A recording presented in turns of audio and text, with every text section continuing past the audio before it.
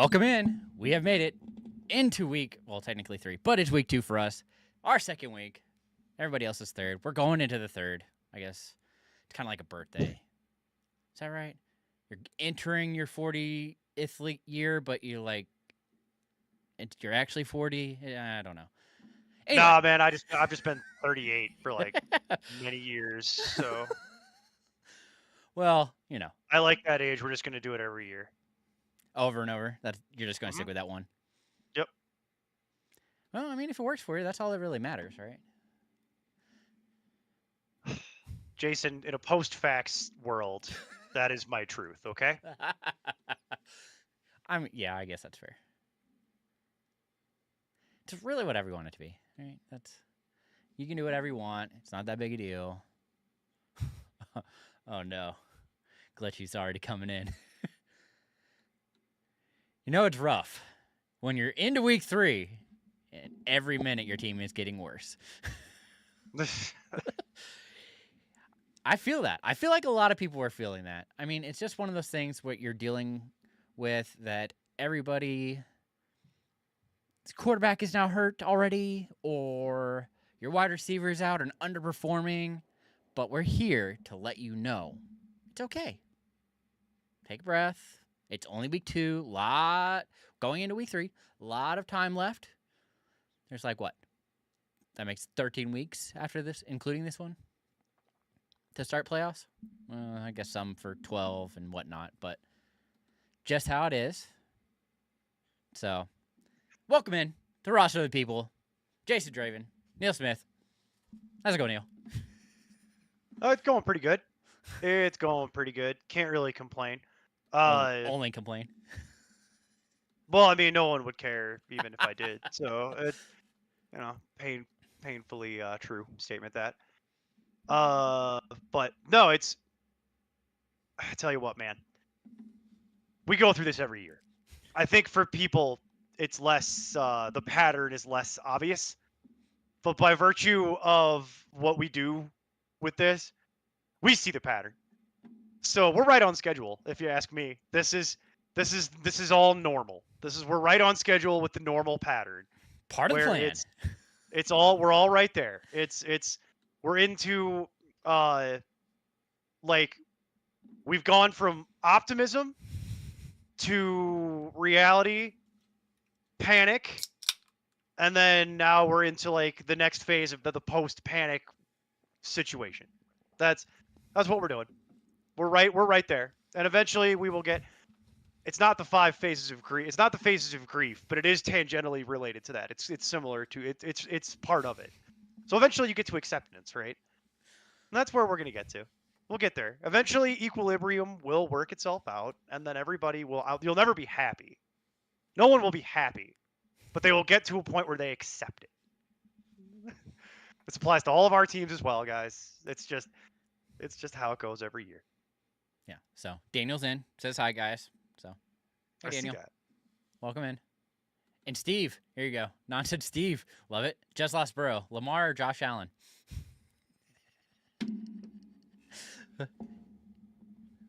No? Not funny? You don't like that one? Let's try to figure out if it's a real question because I don't live in the real world anymore, so I don't know. This week it's definitely Jackson for me. Going for it, man. I think it's going to get done. This is going to be a good week for him. Rushing floor. Yeah. They both kind of have that one. He says he need 50 because I went 3 QBs early. I love when Steve's in here giving us nonsense. Perfect.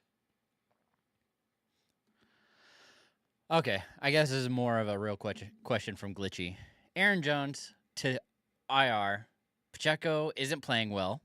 He says trash, but I'm going to say isn't playing well. Had a couple of tough matchups, so isn't great for him.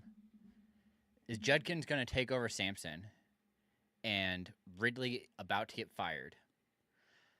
Now, yes, I would say Judkins is probably going to take over. I mean, after 1 week of practice, he saw a handful of carries and looked pretty good doing it.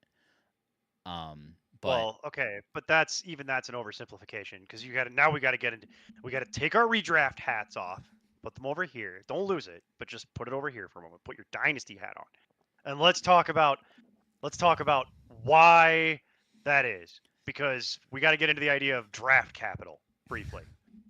Where did they draft these two players? And they're all rookies. So they're both rookies. So draft capital really matters here.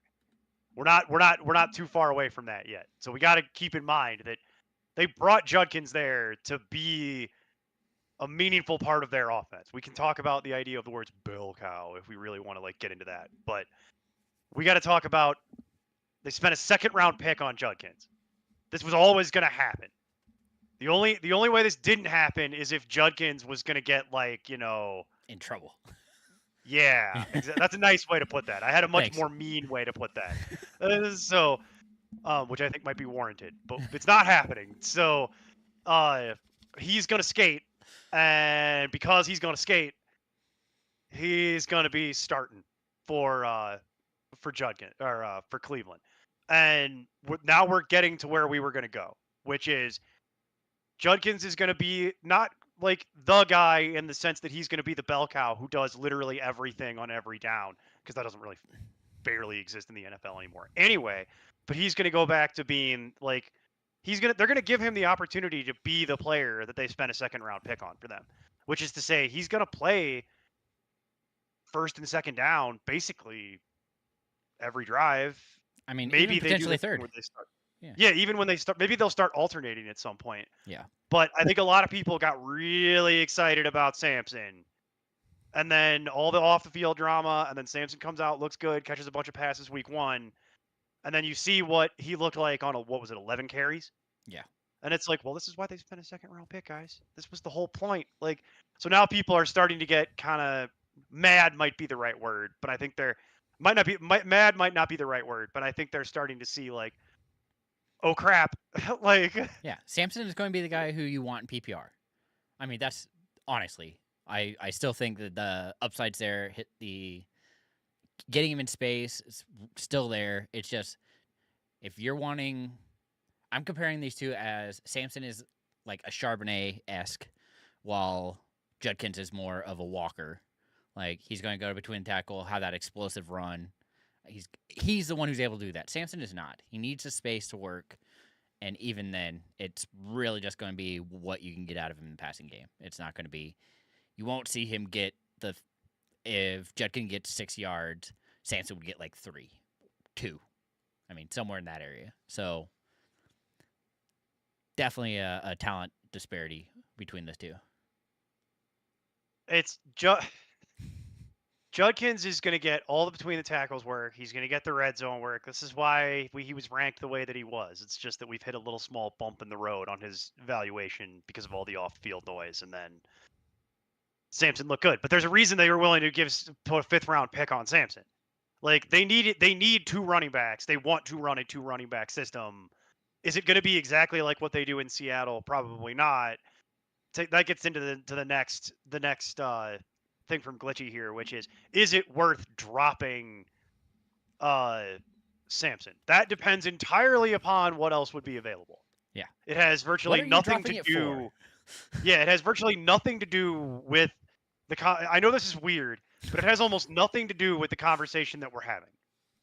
Yeah. It's a separate thing entirely. It's like I'm not dropping Samson just to drop him. Because then we get into the idea of, okay, well, what happens if something does happen to Judkins? Because we've already seen what that movie looks like. Okay, so Ford gets back involved, right? If something happens to Judkins, great. Ford will get back involved. But we've seen what Ford is. Ford is only on this team for this year. Ford will not be back with the Browns unless it is on some sort of like veteran minimum. But he's honestly good enough that he's probably going to get a job elsewhere that isn't in Cleveland, because Cleveland doesn't need him anymore. They need some other veteran that they can pay the veteran minimum to be the 3rd running back. They need something like that for next year. No shortage of those guys available. That'll be easy to do. Like that for whatever you can get. So I'm not dropping Samson unless you can give me a list of players that you wanna drop him for. Well, then and we'll on that have that same note, conversation. is who else is on your team that you could potentially drop? Because that's another Yeah, thing that kind of that's true. like, do you have Joe Burrow? Because guess what? Redraft, he can probably just put him out to pasture. So it's stuff like that that you're kind of like, You have Xavier Leggett, because then we can just cut Xavier Leggett, right? Like, and we can just Yeah. be happy. I Like, mean, do he's you seeing have? targets though. They It he doesn't. just Jason, they lost 2 more offensive linemen I know. out of that last game that are both going to IR. This isn't going the right direction. They're the offensive line equivalent of Arizona's defense, where it's like they're just falling apart in real time. It's just disintegrating. Yeah, it's just tough. I mean, had a lot of hope for that team, and then it just poof. Not And away it not goes. happening. But yeah, the Aaron Jones to IR thing is brutal. Pacheco, I believe better days are ahead for Pacheco. It's not Same. going to be that. And I then actually- Ridley is not. So to bring that up, this week in particular is a good gauge of what I expect Pacheco to be. If he is bad this week, I am starting going to get nervous. Yeah, I agree with you there because we're running out of runway for this little thought experiment. You got like 2 more weeks to evaluate this before the Well, world this is blows also up. it's a Giants. This is going to be his first somewhat easy matchup. Yeah, absolutely. And then Ridley is not getting fired on Ridley's own merits. He is not doing anything wrong. I've seen a lot of this. It's not Ridley. It's new offense, rookie quarterback. A lot of growing pains here. A lot of growing pains are evident on this. And we talked about it a little bit last week in a joking manner where, man, he throws hard. And he does. He throw hard. But also, it's total rookie football out there. Like that Alec Iomanner touchdown should be an interception. Okay. Like that's not normal. Like that's not. So they're just playing backyard football at this point. Like I don't even think they're running most of their playbook. I think it's just I'm watching it and I'm like, this is just like how you do it on Thanksgiving with your family, where it's like They're you go drawing over it on there, their hand. yeah, you go over there and turn left. You go up and then go right, and you just run around. You run up and then just turn around, and I'm just gonna throw it to you. And that's the Titans' offense right now because they're not. It's not an NFL offense. It's very much like, what can my quarterback do?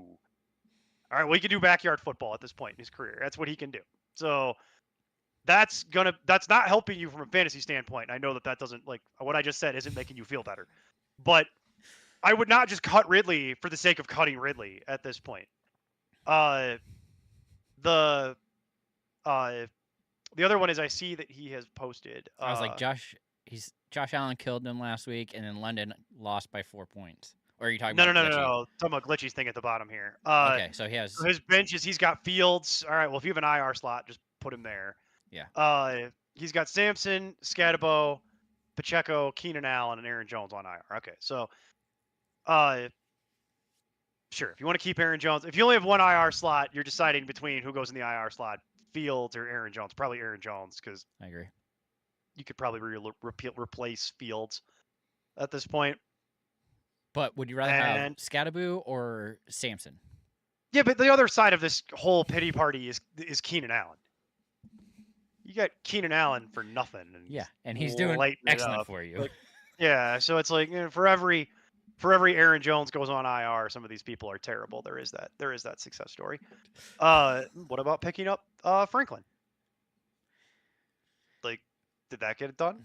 Like, there's ways to do it. I mean, like you could go pick up Franklin. You know, it's just that running back is on its normal trajectory. Jason, would we not agree? We're headed to week 3, and running back is already well on its way to tire fire status. Yeah, I mean, but it's also a lot of all these teams have had really tough matchups. Like, this isn't what a normal week is going to look like for most of these running backs.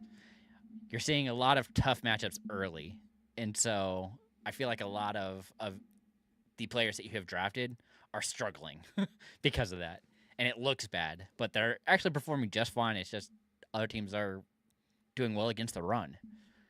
Like, I keep thinking of Pacheco as a great example of that, but like, dude had to play the Chargers, who before they all got hurt. Yeah, had a good run defense once.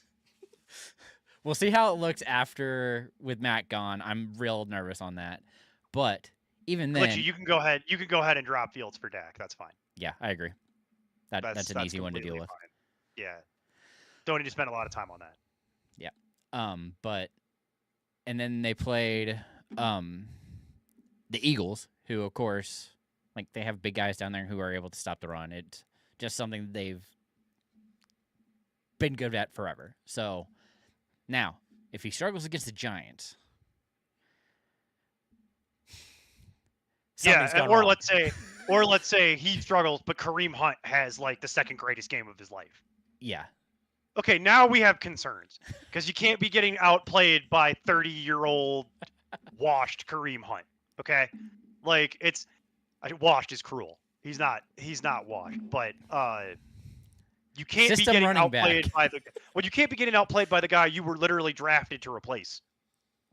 Like, that doesn't work long. You're gonna be gone if that's happening. Especially because, once again, as we will continue to explain, the Chiefs have no actual commitment to Pacheco. He was a late round pick. He doesn't really command the respect from a draft capital investment perspective that other guys do. And He's not going to get a lot of, and he's been hurt. He's not going to get a lot of chances. He gets the chances that he gets. The only reason he's stuck around as long as he has is that he's massively outperformed his real life ADP. Like, that's the only reason that Pacheco gets to hang out. Otherwise, you're going to see a reality where Pacheco is going to be playing for whoever, insert team that needs a running back. Pick one. Because that's what it'll be. And you say that, but like, that's not good. It's not enough. They'll stick with their rookies. I'm talking about somebody that is trying to, like, theoretically win games, which I'm not totally convinced the Giants are. So looks like they tried last week. That was just a to try. Yeah. Sure. Okay. But I'm gonna throw up Daniels here. Eberhardt. Yay. Well, hang on. Let's just do glitchies real quick, because we'll do Daniel Eberhardt, and then we'll do Daniel Ward. Glitchy wants to know, with the pick 2 running back full PPR. Put that up. Pick 2. Oh yeah, I missed that one. Pick 2 RB full PPR. Bijan, Stevenson, Scadaboo, Samson, or Pacheco. Well, you're definitely starting Bijan. There's no way, after all the stuff that we've seen that team do, that you're ever going to sit Bijan ever again. Unless he gets hurt. No, Bijan is also, that's what you drafted him for. Yeah. Like, you never that's what he was literally drafted for, is this. So I would just lock Bijan into my roster. Like, there's no way that I would just remove it from consideration, because there's unless no he's on bye or gets injured. Yeah. Or gets injured, and there's like no, whereas like we get into that weird questionable, like, he gets hurt and then like practices like half a day on Friday, and they're like, should I play him? And it's like, oh god, okay, we might need to talk that through. But yeah, given where we're at now, no, there's no universe. Really, the question is, of the remaining 4, who do I want? And that is a legit question at this point, because Pacheco has been underperforming. Samson, we already talked about a moment ago. Giants play the Chiefs. The Giants are the Giants, and Stevenson had the second greatest game of his life last week. So I get why we're having that conversation, right? Because nobody's and then he gets to play the Steelers this week. Nobody's excited about playing Ramondre Stevenson typically, but he had like the greatest game of his career last week and reminded people that he is still in the National Football League for now. Yeah. So Jason, who do you like of those 4? It's really between Stevenson and Pacheco for me. Yeah, I'm still waiting for the whole to trust Scadaboo thing. I'm waiting to trust a lot of these people, but I'm not playing Samson this week, because this, I think, is going to be the Keyshawn Judkins coming out party, or at least they're going to try to have it be that. They're going to give him the opportunity for it to be that. How's that grab you? That's how we'll phrase that. At least I'm nervous because it's the Packers, and they've looked pretty good on defense. Doesn't all around super matter in the sense that, to me, let's talk about like the game, right? Let's just talk about like beyond the game. Let's just talk about, I got to get this guy involved. Like, we got to know, we got to start seeing what we got. So I'm going to give him the opportunity, and I'm not going to give him one opportunity. I'm going to give him multiple opportunities. Like, we're going to see how this goes. And if he can make some hay early against the Packers, then they're just going to keep rolling with this. And if he comes out of that game with the yards per carry average that he had on 11 carries last week, if you scale that up and he's able to do that against the Packers, okay, well that's your new reality now. That's reality now, because the Browns good, and they're not going anywhere.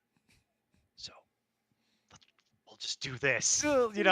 Like, the Browns are not in a position where they're happy about starting Joe Flacco and being the worst team in the division, right?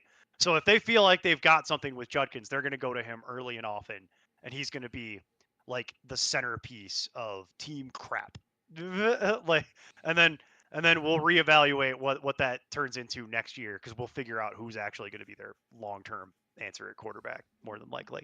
So Jason, I think the way I would do it is, it's a question of, what do you believe? I believe that they're going to go with Pacheco here early to try and do something. But if it fails, that could get really ugly really quickly. Whereas Stevenson, I'm just not afraid of any of his competition. It's just a question of how many jump offs do you think he gets, because a lot of that big number he had last week is really propped up on that huge reception he had. So it's just a question of, what do you believe to be more real? That Pacheco's struggles are temporary, and this is the week he gets it back on track? And are you willing to bet your week on that? Or the idea that the Patriots aren't good and they've got to do something about that, and so that just has turned into, here you go, Stevenson. So what do you like more of those two options? I think it actually really comes down to is if their defense is healthy again, because they had a lot of players that were limited this week that haven't played, like their number one corner, for example, is one of the things I'm like, I'm kind of curious to see how that goes, because if Christian Gonzalez is out there facing off against DK, they might just be able to run the ball and do what they do and dump it off everywhere. And so Stevenson is a clear winner. Also, it's PPR, which I think helps Stevenson anyway. I will tell you that I just consulted my rankings just as the tiebreaker here. So, vibes aside, the way I have it ranked is, I have Stevenson ranked the highest. And I will tell you that Fantasy Pros, Naked Fantasy Pros, backs me up on that. And what I find very interesting is that they have clearly had this conversation internally, because Pacheco has a 4 out of 5 star matchup. However, they've got him 4 out of 5 on the bust O-meter. Yeah. So high potential for blowback here.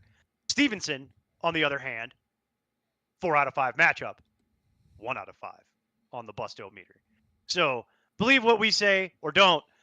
But if you want an outside opinion, Fantasy Pros would say to start Stevenson. I would say to start Stevenson, and it sounds like you're saying roll with Stevenson. I have him as a RB2. So while Pacheco is just outside, because again, it's PPR. I think that really helps boost him too.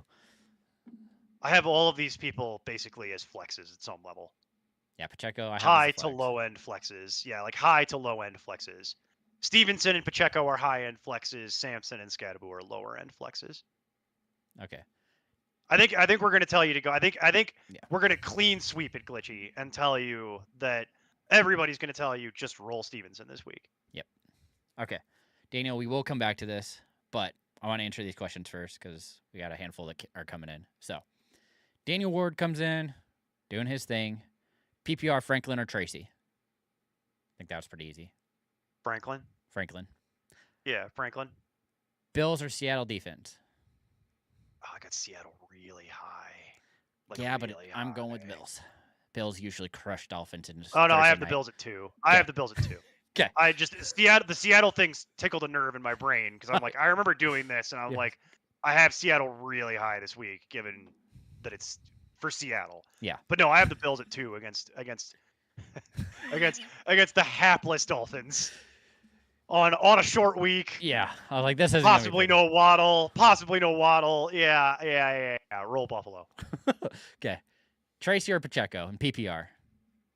I'm still going Pacheco. I'm going Pacheco. Mostly because I'm scared of Tracy. I don't know what the I just Giants backfield is. It's that's what I mean. What I was saying, like we don't know what this is yet. It's all the it's all the bust markers we were talking about, split between two guys. And Tracy got punished, in my opinion, for some comments he made about the play calling in the post game presser after week 1. So in week 2, I think they punished him for that. And I hate this already And as it Scatterbo relates looked to trying good to at do. it. This is why I have no Giants running back shares in any league. Correct. This is exactly why. Yep. Because I just I don't want to deal with this freaking headache all year. I just don't want to deal with it. And Scatterbo to me, I said this in the preseason quite a bit. Scatterbo to me just reminds me of like Damian Harris, who when he came into the league, I was like, man, you run like that, you're going to be great in the NFL briefly because you're going to get hurt. And it's like, is the subtext of that. And then he's already out of football with concussions. And I see Scatterbo and I see the way he runs, and I'm like, this is exactly the Damian Harris thing, where it's like, he's not running to avoid contact. He's running to engage contact, which you can do at the college level. Way harder to do that in the pros and have a real career. All right. And to finish out this question, it's 1 RB, 1 wide receiver, and 1 tight end, and 2 flexes. So you're All picking right, so set his lineup. 5? Yeah. Brees Hall, Kyron Williams, David Montgomery, Stevenson, Allen, Pearsall, Diggs, Tillman, Wandale, Hawk, and Ertz. So 1 running back out of Hall, Kyron, Montgomery, and Stevenson. I think I have Hall the highest. I think I do too, but none of these names are really doing it for you here, right? Like, none of that's really doing it for you. So we're probably not going to be flexing running backs if we can avoid it here, right? So yeah, I have it. Hall. I have Hall the highest. Okay, it's not saying a whole lot, but it's an RB2 for me. I got him at 17. It's not like the kind of thing you're gonna. Yeah. You're not gonna write home about it, but that would be my choice. Okay, then 1 wide receiver out of Allen, Pearsall, Diggs, Tillman, Wandale. I think it's kind of hard to sit Allen at this point, right? I'd probably just play Allen at this point until he gets hurt. And then a tight end. You just play Allen until he inevitably gets hurt at this point. Then a tight end between Hawkinson and Ertz. Oh boy. Quarterback change. Carson Wentz is in. Yeah, it's all bad. Ertz also possibly dealing with his back. I have Ertz 2 spots higher. I agree. I also have him 2 spots higher. Yeah. But that's also the fact that they lost Eckler, so I'm like, some that has to go somewhere. It's not. Both are bad. I don't want to play either of these. But if you're asking me, I have Ertz at 8 and I have Hawkinson at 10. Daniel, why didn't you get Juwan Johnson when I told you last week? I got Juwan Johnson at 7. We're at the point where we've kind of started. We are learning things little by little. No, well, we are learning things little by little, right? We've been talking a lot about how we don't really know enough yet, but we are learning things little by little. And one of the things I think we've definitively learned is that the Saints are kind of Brownsy in the sense of they ain't going nowhere this year. They're just trying to get through the season, and we'll figure it out for the future. And because of that, it presents opportunities for guys like Juwan Johnson, as long as he can stay healthy. Because at this point, the target share is undeniable. And the snaps played is undeniable. Yeah, the snap percentage is undeniable. The target share is undeniable. The first read percentage is undeniable. The only thing that is negative is a negative marker on him at this point is, can he stay healthy with this workload? Probably not. But you know what? You spent fab money on him. You didn't even draft him. No one drafted him. Nobody likes Millhouse. And if you get that joke, you need to start looking into colonoscopies. Like that's. I'm sorry, but I'm right there. I'm right there with you, buddy. But if you get that joke, I'm sorry, you're old. It's like how on the internet they start showing the Land Before Time clips, and they're like, if you know what this is, you're old. And I'm like, I don't like that I'm in this picture. So then we get into flexes, and so what are we thinking? Do you want to go? You're really looking at like. I'm not getting away from my guy. Our Diggs call. wasn't the best last week. So are we? What do you like here? Because I'm thinking I'm still not for getting away from me. Tillman. I can't do it, Yeah, I man. was gonna say the Tillman thing. He got bailed out so hard by He that did. touchdown, though. He did. That touchdown bailed him out at such an incredible level. So it's like, the Wandale thing also feels like the biggest fluke I've ever seen in my entire life. Like, what a fluke that he caught that huge touchdown, but he at least got volume. Yeah, and that's, I mean, that's the whole reason those are the two I would go with, especially since it's PPR. Oh, you're just gonna roll them both? Yeah, Oh, that's fascinating. because we already have Allen. Are you trusting Pearsall, or you're hoping that Purdy's back, Well, or no, Jones is going to it's a get it to question him? of do you just hold your nose and play? Diggs. No, the running back. I'm talking about flexes here. Oh, I'm not rolling Like- a running back in PPR. Forget that. I mean, there's a huge skill disparity between like David Montgomery and some of these other people. Like, we're getting to that point where it's like, oh god, like at least some of this matters. Because like the Kyron Williams thing is a little frustrating because the thing that people have been afraid of is starting to creep in. Where what props up Kyron Williams is the volume. So if he's not going to get the volume, oh god, you're looking at like a touchdown dependent RB2. Don't love that. But I mean, you're going to sit here and argue with me about David Montgomery, for example, against like some of this fly by night junk. Frankly, like some of it's junk, man. I get it. I mean, I understand that. I mean, okay, if you want to roll out Montgomery, fine. If you do that, who's going to be the other wide receiver? Because I know you're not rolling out Stevenson as well. You're not going to roll all or Williams. I mean, It has nothing to do with stat. It has everything to do with like how afraid of your other running backs are you? Because this could look real stupid if both Kyron and Montgomery fall into the end zone, which they could do. They feel have like that ability. Montgomery has that. Is that? I feel like he had a good matchup this week. It's is it the Ravens? I'm looking at it. So no, it is the Ravens, and it's Okay. a medium matchup. Kyron also has a medium matchup. So Yeah, but he has a has quorum problem. well, And I the other believe the guy Eagles' has defense a a Gibbs little more. problem. The other guy has a Gibbs problem. So it's like Yeah, but they all split got that problems, man. Everybody on this list got problems at this point.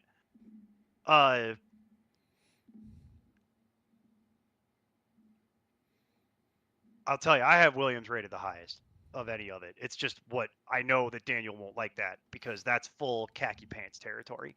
So I'm catering my advice to my audience, Jason.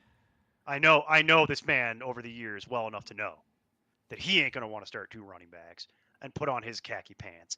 He's going to want to he's here to talk to you about crazy home run swings. Yes. So my advice is ancillary. So you're in going to this go all regard. three running. Well, you're going to go Hall, Williams, I'll Monty. tell you, that's the safe strategy would be to play And- Hall, Williams, and Montgomery as And Allen. Hall as the running back, and his two running backs, or his other two running backs are his flexes. That's the floor strategy. That's the strategy that I could tell you would be. That's your khaki pants safe strategy, given the other names that are on this list. That is literally what I would tell you. But he ain't gonna want to do that. I know my audience. Oh, it's half PPR. Oh, He said PPR. It's for that league, it's half PPR, is what he's saying. okay. Then I would agree. That's how much of a half a point matters. Yeah, it does matter. Like it matters here because Wandale's a volume play. Yeah. Tillman is a I mean, It's a both nice of them have story. seen 10 plus fantasy points pretty much every game since like week what? Wandale's done it pretty much 2 years in a row. yeah, just based on And pure Tillman volume. when he's out there, and then Tillman has ever since he really became the wide receiver too. With was that Flacco at the end of last year? No, Jameson. Yeah. So like Yeah. I was like one of the two. It's the same. It's the same They're guy. on the same team. They're on the same team now. Yeah. So So it's like that's what it is. So Tillman has that opportunity, but it has to be a full PPR. So going to half, yeah, I agree. It will be Hall, Williams, Montgomery, and Allen. Yeah. Or do you and change the then- wide receiver at half? I don't think No. I do. I still think No. it's Because the He's the wide most likely to receiver score one of just them. comes down to who's most likely to score a touchdown. 'Kay.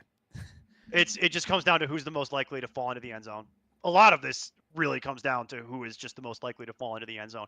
And the most likely people on this team to fall into the end zone are Brees, Kyron, Montgomery, Allen, Ertz. Well, That's it. Daniel That's the Ward said most he likely wore to my score. khaki pants the past 2 weeks. Makes you feel any better. Okay. Well, it depends. It depends. So that's the thing. It depends. Because this is where I get into. I need to know what my matchup is. Like, am I projected to lose by 40? Because then no. Then we're probably not going to roll out the khaki pants. Then you're strategy. going with We're me, probably baby. Gonna, We're rolling. we're going to go to the well with I'm going to play Wandale and hope that he gets 40 targets again for no reason, and I'm gonna roll Tillman and hope that he can fall bass backwards into the end zone. Like it's stuff like that, and I'm gonna be like trying to follow the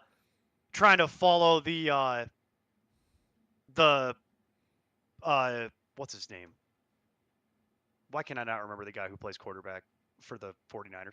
The Brock Purdy? Yeah, I'm gonna be following the Purdy injury reports to see what's going on with Yeah, 'cause I ain't gonna Pearsall. play.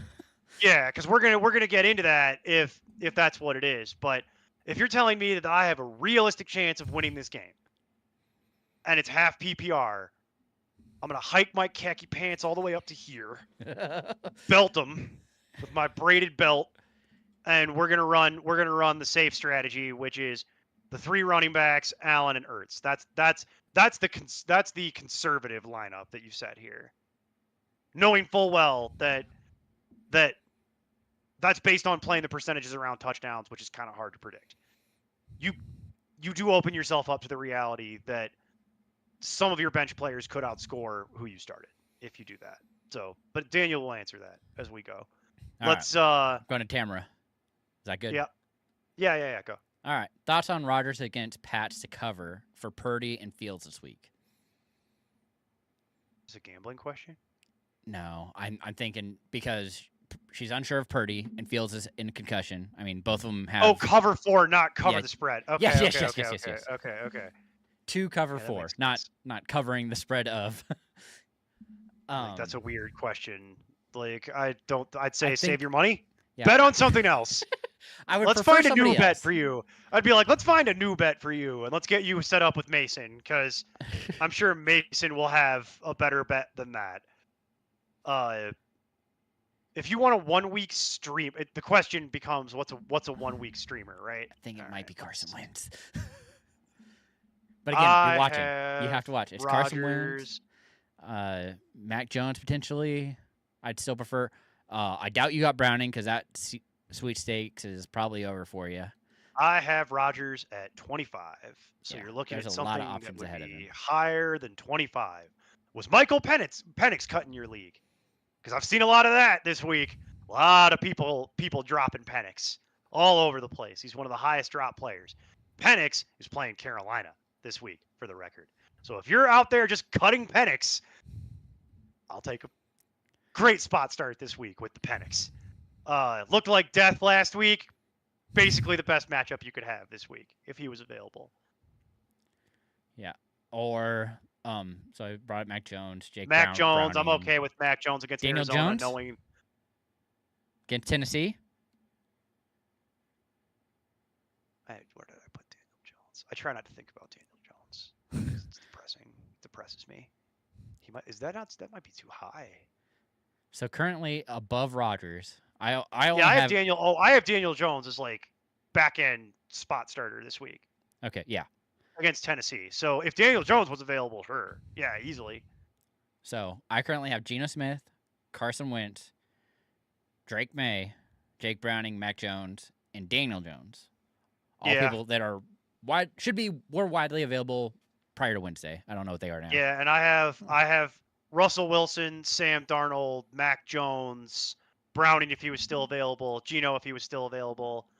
Penix, if he was still available. Daniel Jones would be the. Daniel Jones is the premier, if he's still available, streaming option because of how hot they've been to start the year. Just like everybody predicted that the Colts would come out 2-0 and not punt the football and just look dominant. Best offense in football, just like everybody predicted. There's got to be I'd prefer all of that to Rodgers. One of those has to be available in your league, I would have to imagine. Between the list I gave and the list that. Well, she Jason also gave. has Stroud or May. That's So, probably a different team. I'm assuming. Yeah, I'm assuming it's a different team. And at that point, I still have May higher. It's like really hard for people to talk me off May at this point because I'm so deep in it. I'm so deep in recommending May to people. Yeah, Let me see here. I really need him to start doing a little more though. It's painful. Yeah, I have May at 7. Look, man, it's ugly as hell. I don't care. He just needs to run into the end zone once a game. Run into that end zone one time per game. I don't care what the rest of it looks like. Like, they're not benching him, Jason. Yeah, I know. They're not benching Drake May for performance issues, okay? What would be their alternative? Like, they're playing he's playing Pittsburgh this week. And that ain't your daddy's Pittsburgh defense. So I'm good with it. I'm good with May. And I've got May over Stroud. Glad You want to see talk you about again, things Polo. that are you want to talk about things that are disappointing. Yeah. I think this is another potentially that defense looked pretty good last week, and they started to get things kind of figured out. So I'm curious to see how that ends up going. I'm taking advantage of the slow start. Yeah. It'll probably get worked out because it's the Steelers and it's Tomlin. So if anybody was capable of working it out as they go, it's these people. But I'm taking advantage of it while I can. Okay. She got back to us. Tua Wilson, Browning are available instead of Rodgers. So Browning, right? Yeah, Browning. Of those, I'm like, yeah, definitely go get Browning. He'll be just fine. He's I gonna know, throw it's some scary. picks, and Yeah. it's gonna be ugly, but like ultimately at the end of the day, I started Browning. I went to the playoffs with Browning a couple years ago, in the league you and I playing together, actually. The league you and I playing together, like it's ugly. He's gonna throw some picks. He's gonna turn the ball over, but he does enough. He will get that ball to Jamar Chase enough that you'll And be just fine.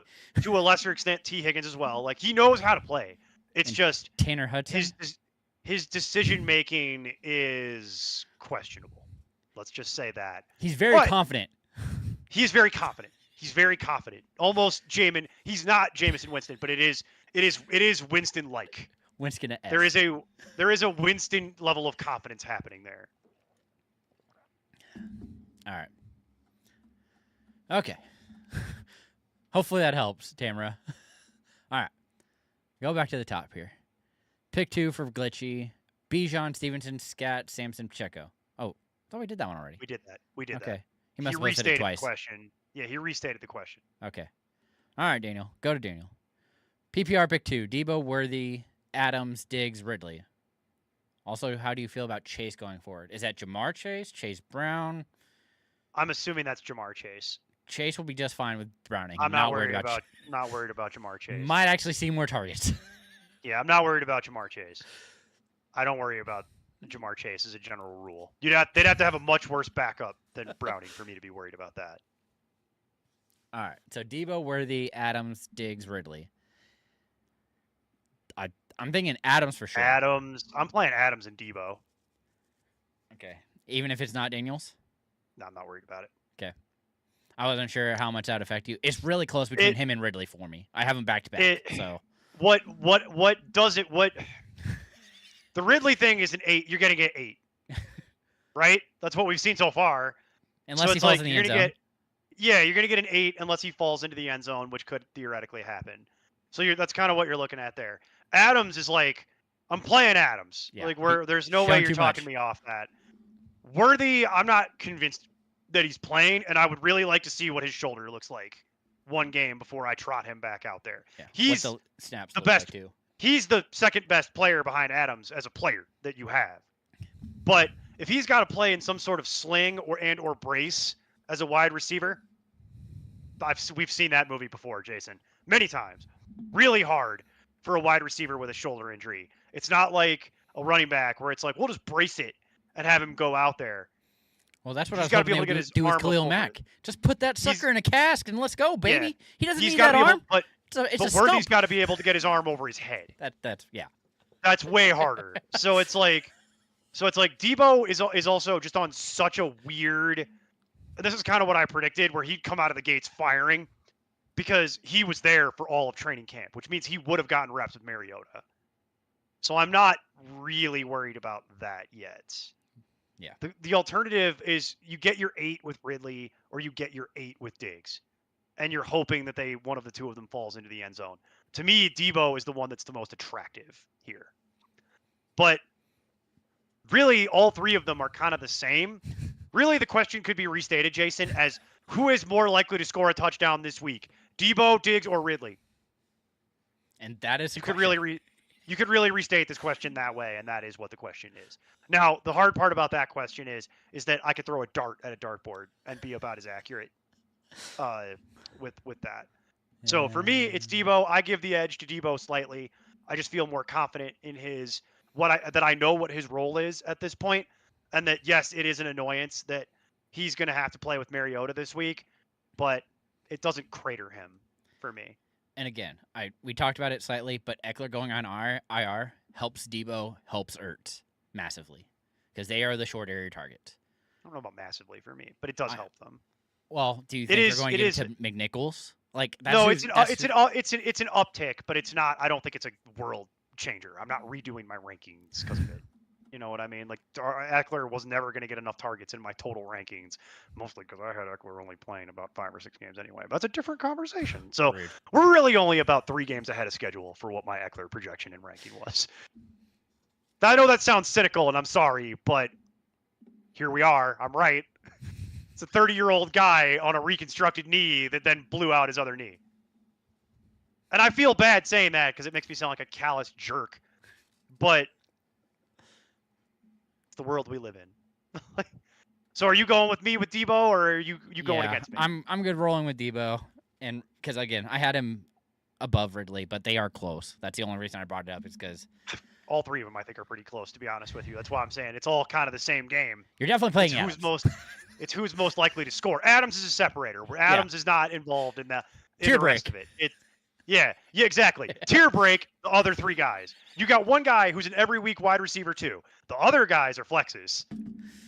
Like they're all flexes to me at that point. And so picking between the flexes, I would prefer Debo, because I think Debo has is the most likely to score of the 3 of them.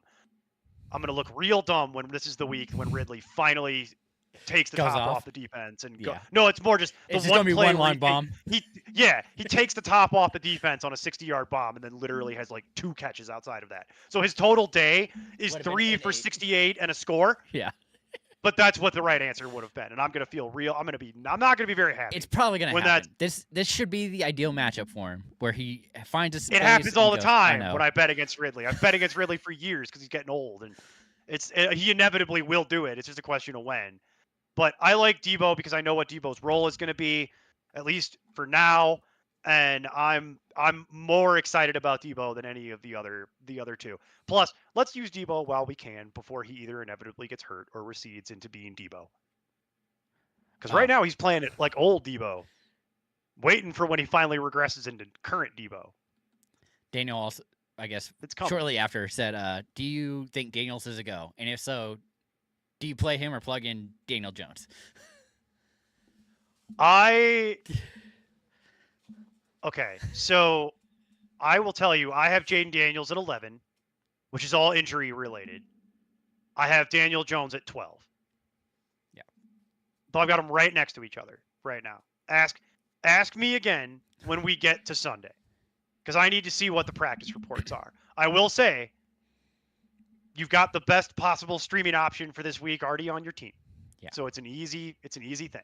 You don't have to think about it too much. Yep. I mean, it's so hard to sit Daniels. So if he's playing, you're probably playing him. Probably. But otherwise, you will play Jones. We're going to see. This is one of the few situations this week where I'm waiting on practice reports. Yeah. All right. Going to glitchy. Dak or Baker this week? Ooh, I think I have Dak higher. I feel like That's I've said that close. almost every week though, and it seems to I be have wrong. Dak at 4, which makes me feel dirty. I have Dak at 3 because it's Chicago. Don't read into the fact that I'm the classic bitter Bears fan that bets against his own team because history has taught me to do that. However, I do have Baker at 5. Makes I you have feel Baker any at better. 6. Okay, so we're right there. Yeah. All right. Back to Eberhardt. Connor or Swift? PPR. Looking. I have Swift at 25. Yeah, I'm pretty sure they're close. They are close to one. Actually, just going straight to the rankings. I have a back-to-back 24 and 25 with Connor making the edge because I'm a little nervous on Benton, which it hurts. Yeah, I have Connor a little higher than that though. I'm gonna say Connor. I'm gonna put it to you this way. I'm gonna recommend Connor with the caveat that there is more risk in playing Connor. Just so you're aware. Like, I have Connor ranked higher. I have Connor at 20 and I have Swift at 25. But the Connor thing has a lot more risk in it. The likelihood that Connor completely busts this week is significantly higher than the idea that Swift is going to completely bust against Dallas. Yeah. Steve brings up, does Caleb Williams put up 40 against Matt Eberflus or defense this weekend or 50? 60. Coward. Yeah, stop hedging. Yeah, stop hedging. What are you here? What do you think we're here to do? Give meaningful advice? No. We're here to take crazy swings in the batting cage. Yeah. Oh, good. Glad that you watched the Monday show, Daniel. Sorry, I just saw they got Jawan in 2 leagues. All right, back to Daniel Eberhardt. PPR flex. Pittman, Tillman. Hold on. Did we do the glitchy thing? Because I see that it's like the same question, but now Flowers is involved. What? Oh, okay. No, but we can. Okay, well, let's answer this since I already clicked on it. PPR flex. Pittman, Tillman, Ridley, Henderson, JCM, Pollard, Tracy. Has to be Pittman, right?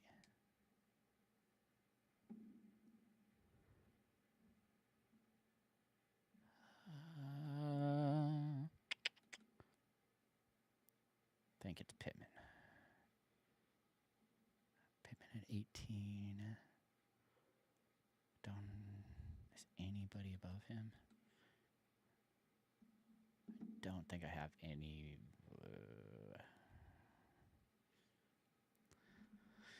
Yeah, no. It's Pittman for me. Pittman at 67. Broke it. Flex ranking. Yeah. I don't like that.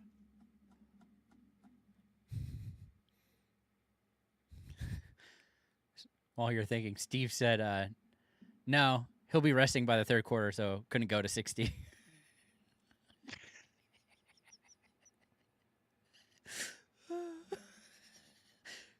He's feisty tonight. Steve's not. I get the impression that Steve's not having a good day. Him and Polo just had a loves fest, so that helps. I just like seeing our guys back and girls. I was wondering. I'm I was just happy wondering what everybody's happened. back. I was wondering what happened to Polo. I see him in there knocking around today. It does my heart proud.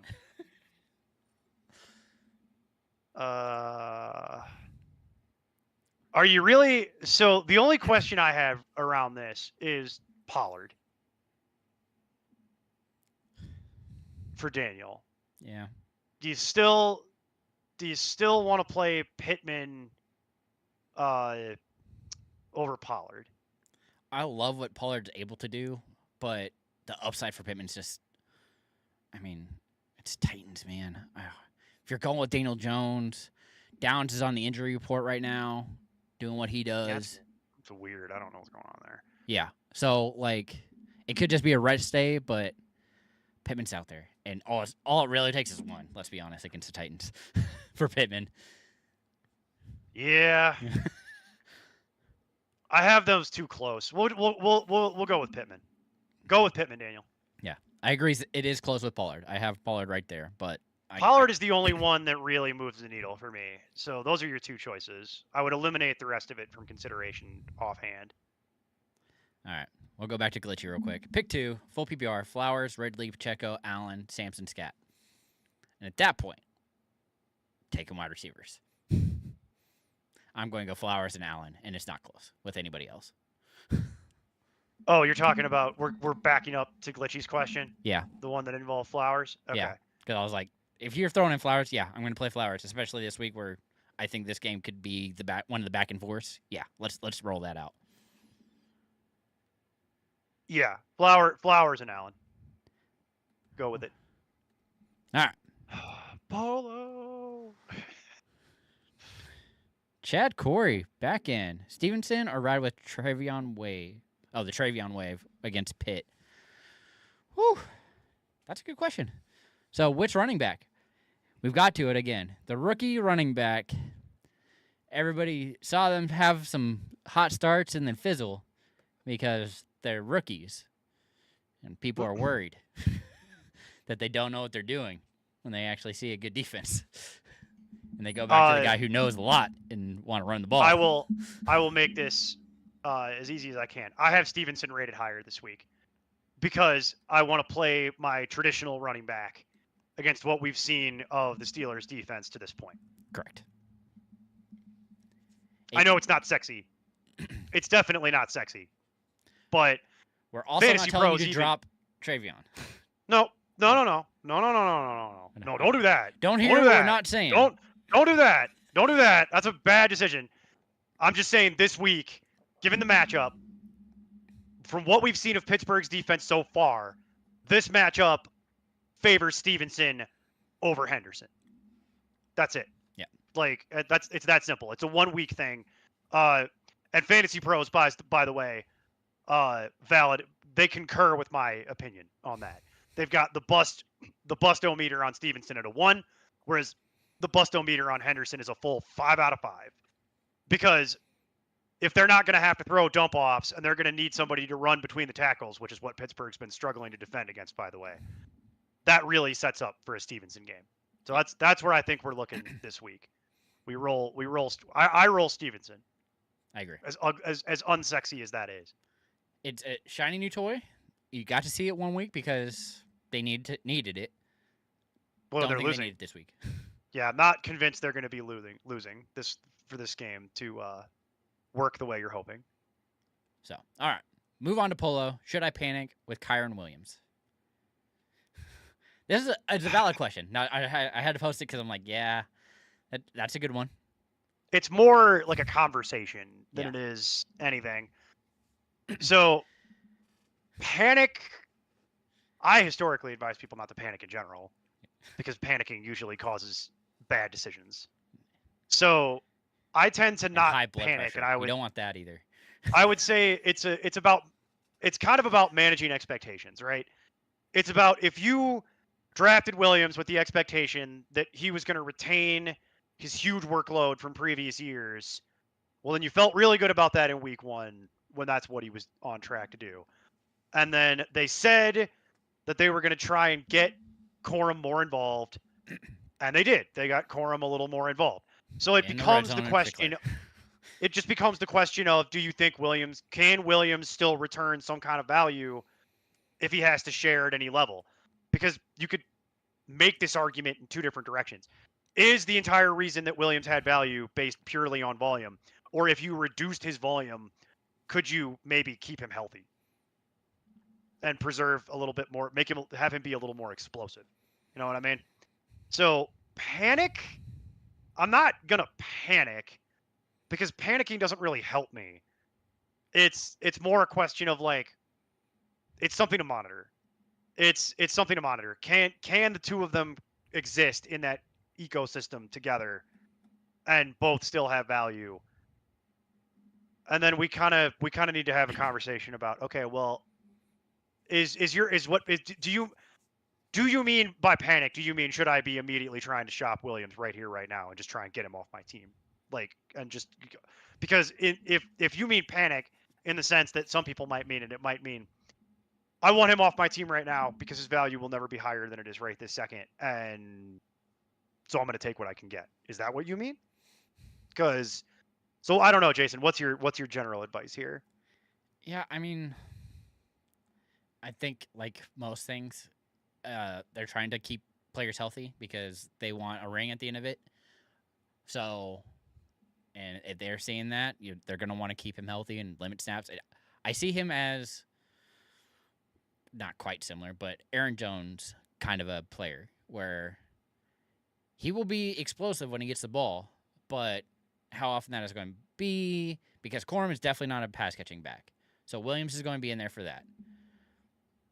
But he's going to probably lose some at the goal line. We saw that last week where he only got 1 compared to Corum's 5, which hurts. But is that going to stay that way? Yeah. You know, they go to Corum because they want to see if he can do it. Yeah. So it's like, okay, if he gets stuffed one too many times, he was marginally successful. Yeah, you know, okay. Like it's not like he had 5 touchdowns. yeah, that. So he got 1, and then Williams also got 1 at the end of the game when the game mattered, by the way, and they needed their experienced guy on the field. So yeah, it will be game script dependent. But a little bit. I think he'll be fine for most of it. I'm not panicked about it. I am not panicking, but my expectations for Williams was that he was going to be a high-end RB2 this year. Yeah, it just might be an RB2 this year. And I still think he'll be a high-end RB2 this year because the offense is good enough. So I'm not going to panic. I'm not going to shop him. If you want to go around and see if you can solicit an offer for something that would be higher and see if you could get out from under it, okay. But that's going to be hard to do, is what I'm saying, because a lot of people I think a lot of people are going to try and lowball you on Kyren Williams because they're going to sense the fear. They're going to see that, and they're going to look at what, if they're paying attention, they're going to look at like what's going on with that, and they're going to smell the fear coming off of it at this point, and they're going to try to lowball you. And I damn sure I'm not going to get lowballed for it. It's not worth it there. Now, if somebody wants to offer me something that is like a like in kind or a comparable, I might be interested just to not deal with the headache. But I would hold on. I'm willing to, I feel confident enough in that it's still good enough that I can hold on to it for 2 to 3 more weeks and still get what his value will be right here, right now. And then I will have a much better idea of what I actually want to trade for. Also, and I hate to live in this world, but also what happens if Blake Corum gets hurt? Right back where we were, baby.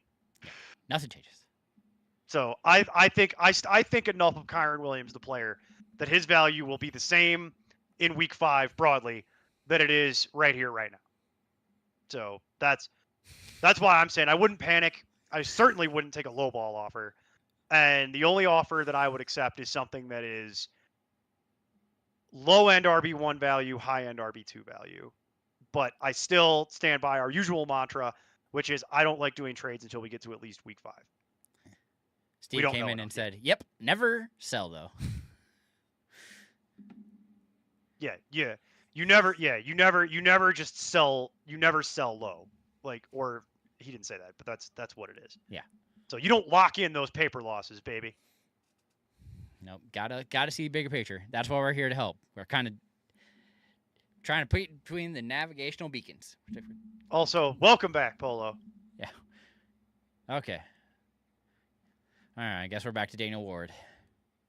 PPR to wide receivers and tight end. So let's go 2 wide receivers first. DJ Moore, Pearsall, Franklin, Diggs, Kupp, Tillman. Oh. That's interesting. It's all things I don't like. I get the, Makes me feel dirty. I get the question because this is like something you got to think about. I don't even know where I have Kupp. Haven't looked. I have him next to Diggs. I know that much, and he's lower. Well, it should be higher, but I don't want to play DJ Moore. Yeah, no, we're not playing. We are very scared. I don't want the 7 from DJ Moore because he's just gonna get me a 7. It's not helping me. Until it's a competitive game, or they have somebody that's smart enough to cover But a I don't want Dunze. to play. I don't want to play Xavier Worthy because his shoulder's broken. I think it really comes down to Franklin and Tillman. But I don't want to play Ricky Pearsall. Not with the uncertainty of Purdy.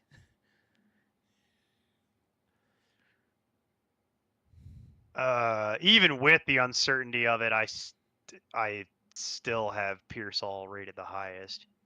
Oh, really? There's a lot of people on this. There's a lot of people on this list that are just locked in for 7 points. There's like so many people on this list that are locked in at 7. Yes, Tillman. It's, that's what I mean. I because got if Tillman. doesn't- Tillman is definitely going to be in there, but that's also my guy.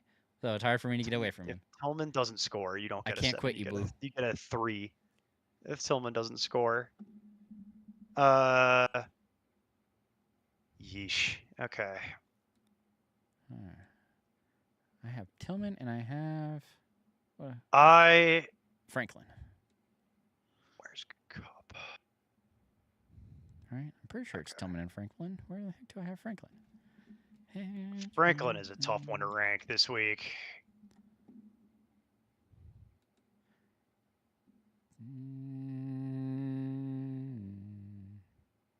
Oh, I have him just ahead of Romeo Dobbs because I am scared. Franklin, this feels like the classic trap. The Yep. classic Sean Payton trap for hate it. Franklin. Makes me feel Yep. dirty. Welcome to 6 from Franklin, just like week 1.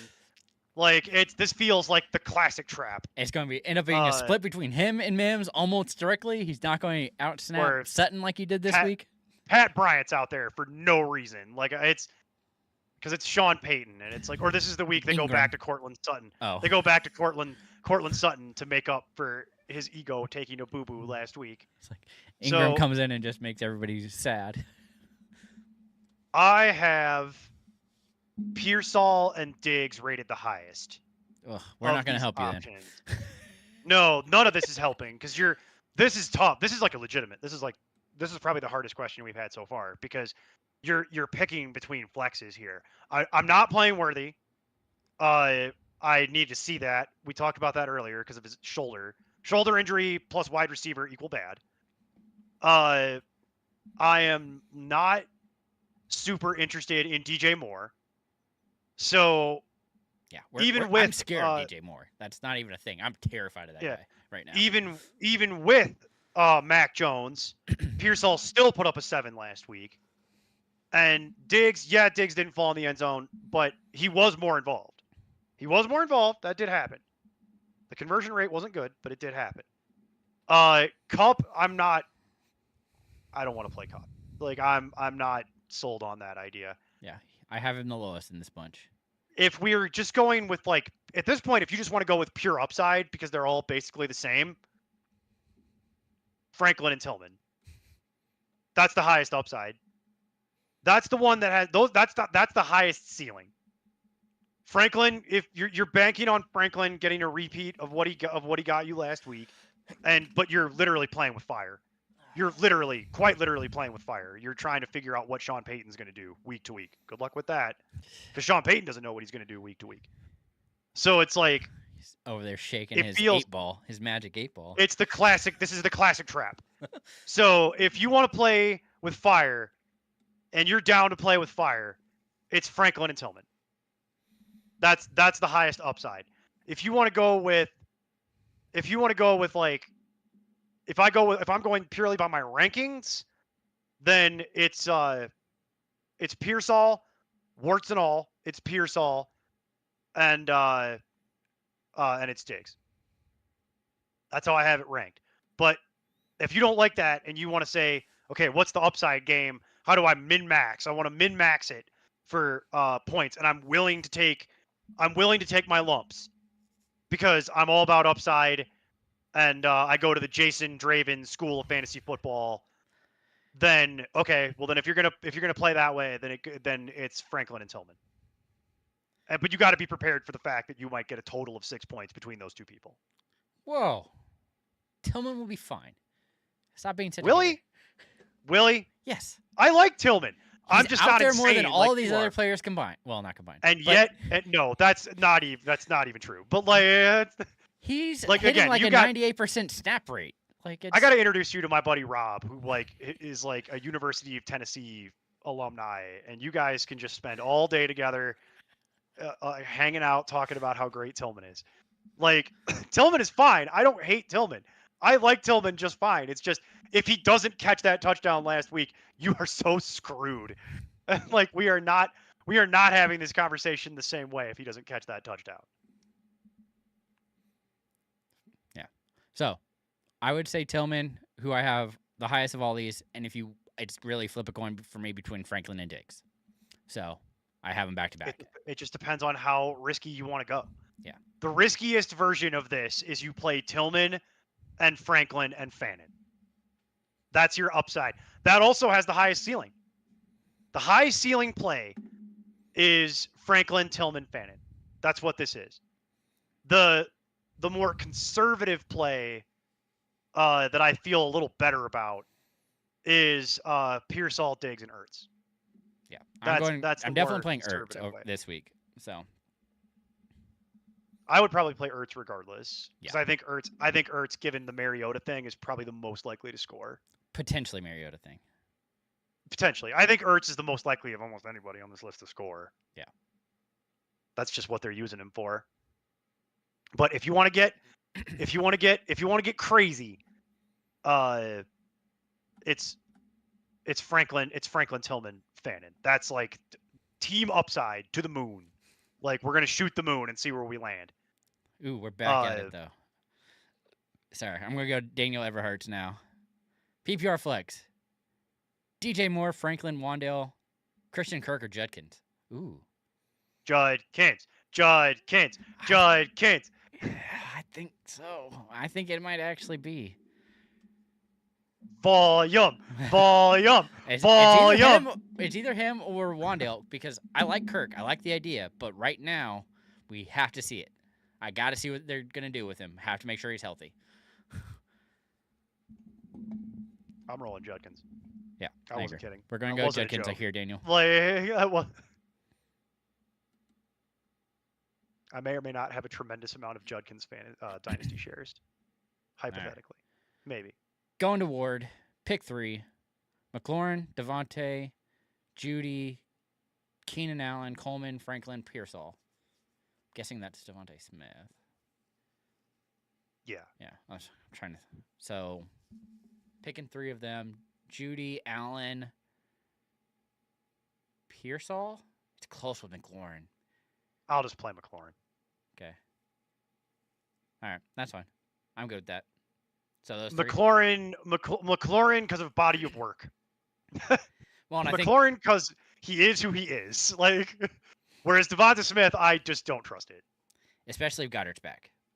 Yeah. So that's the more I'm gonna iffy roll- thing for me. I agree with you on the Judy and the Keenan Allen thing because I'm just gonna keep playing Keenan Allen until he inevitably gets hurt. Yeah, and because that's clearly what the Chargers are gonna do. We've seen that now through 2 weeks, and they're like, "Get out there, Keenan. We're Catch just the gonna throw touchdown." it to you. We're just gonna throw it to you until your old bones finally just disintegrate." And that's fine for me. I'm good with that plan. I'll work with that. Whereas like Franklin, this is the classic trap game. I don't trust Coleman. No Pearsall. Don't trust the quarterback. And you couldn't pay me to play Tracy off this list. So I'm gonna roll. It really comes down to McLaurin versus Smith, and I like McLaurin about this much more. Ugh. Then he stash Bigsby or drop him for someone like Gainwell, Hunt, Xavier, Diami, Naylor, Wicks, or Renfro. Oof. Maybe Wicks, I but would that's- go to the person that has Saquon. and trade it Yes. and see what you can get. And you might have see to if put 2 things there's together. anything on his team that he will give me because I do not want anyone on this list. I do not care about Kenny Gainwell. I do not care about Kareem Hunt. Which Xavier? It What's does- Xavier, it- Jason? it's a Z. I don't know. Yeah, exactly. Can't help you because I don't know what it is. Gibson? the No, that's most an X. the most attract Naylor literally loses all value after this week because Addison will be back, and that's the end of Naylor. Game over. So I don't, and I am longstanding do not care about Wicks, and do not care about Hunter Renfro. So the only name on this list that I am even slightly interested in rostering is De'Ami Brown. That's the one guy that I'm slightly interested in. So Oh, would I drop Bigsby for De'Ami Brown? the answer is Don't going to be really no care. because Don't care. he says I own Saquon. Oh, well then we're done Yeah. talking. Yeah. Moving on. Yeah, you have to have Bigsby at that point. You So, keep Bigsby because you're going to end up having to pay for Bigsby when we get to the playoffs. all right. Chad Not Corey. paying for something, not paying for crap I already own. Chad Corey. Dobbs or Franklin? Franklin. Trap game. Like, but I'm playing Franklin, and I'm also probably, if that's a rest of season question, it's still Franklin. Oh, Daniel is saying Xavier is a new Vikings RB2. And until that actually happens. Oh God, no. Oh God, no. Oh no. Oh honey, no. No, don't do that. We're not playing that game. Don't drop your handcuff for your most expensive thing, like to play around with and get cute with crap. That's waiver trash, sir. You don't need that. You lucked into not having to pay for your handcuff, and now you want to get rid of your handcuff to pay for it later. Think about that way. He wasn't your handcuff when you drafted it, right? Well, now God has handed you a gift. Do not spite God by giving away his gifts. He'll punish you for it. There's a whole book about it. It's called the Bible. Read it.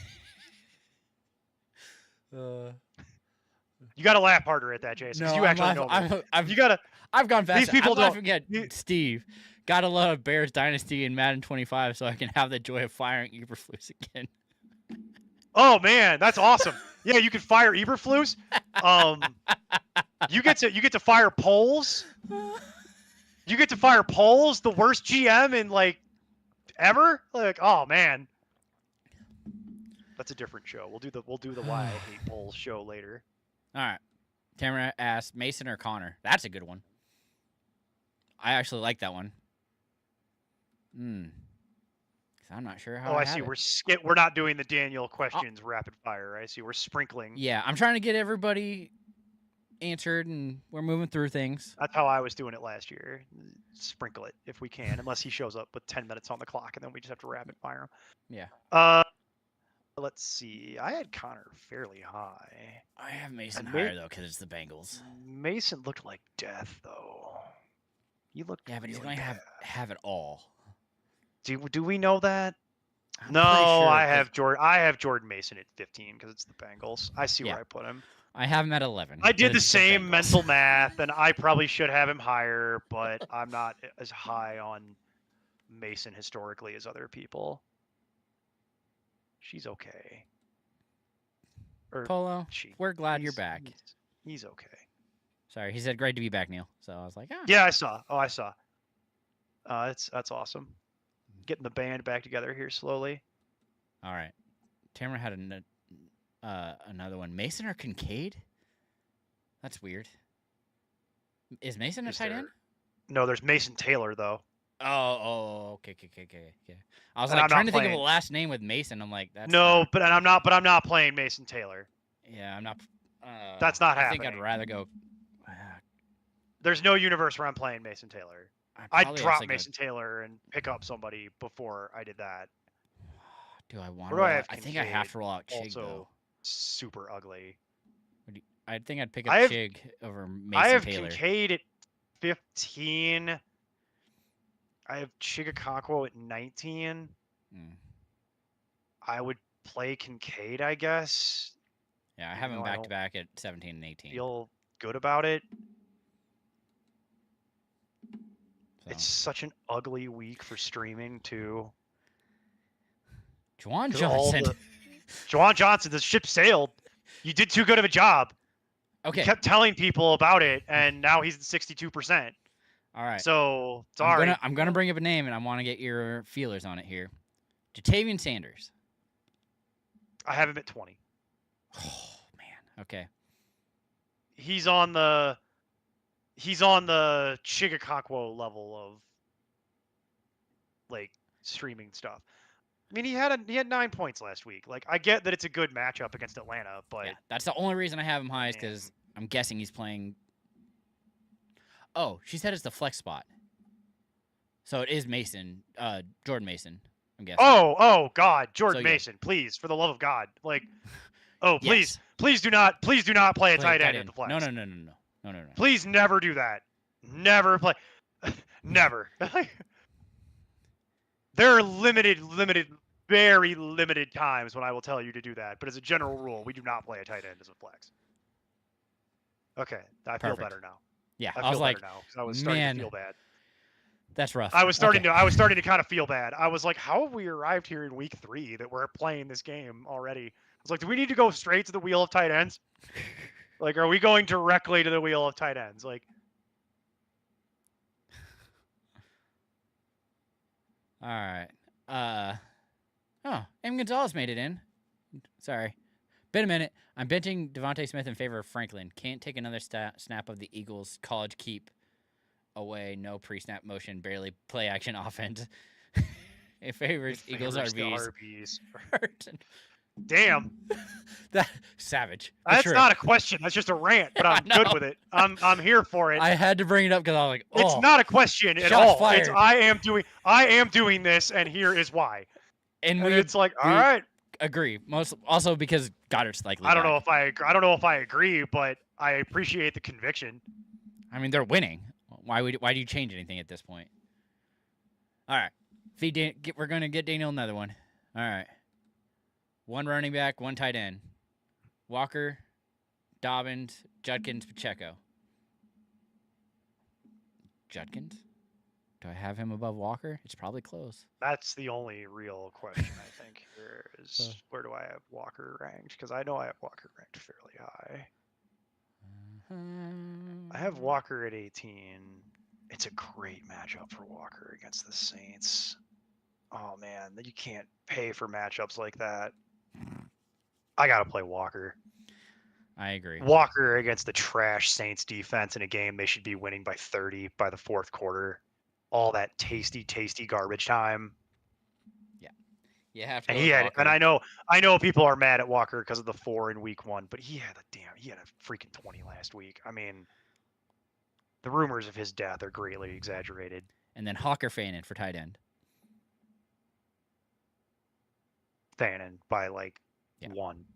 It's I have him back to back. Spider-Man meme. Yeah, it's like the same thing this week. All right. Half PPR, 1 running back, 1 wide receiver, 2 flex. Running back is Hampton, Judkins, Henderson. It's Judkins. Whose question is this? Where did we go? It's still Daniel. We're still. Oh, I see. The other half of it. I break it up so it's easier to read and get through. Yeah, I see that.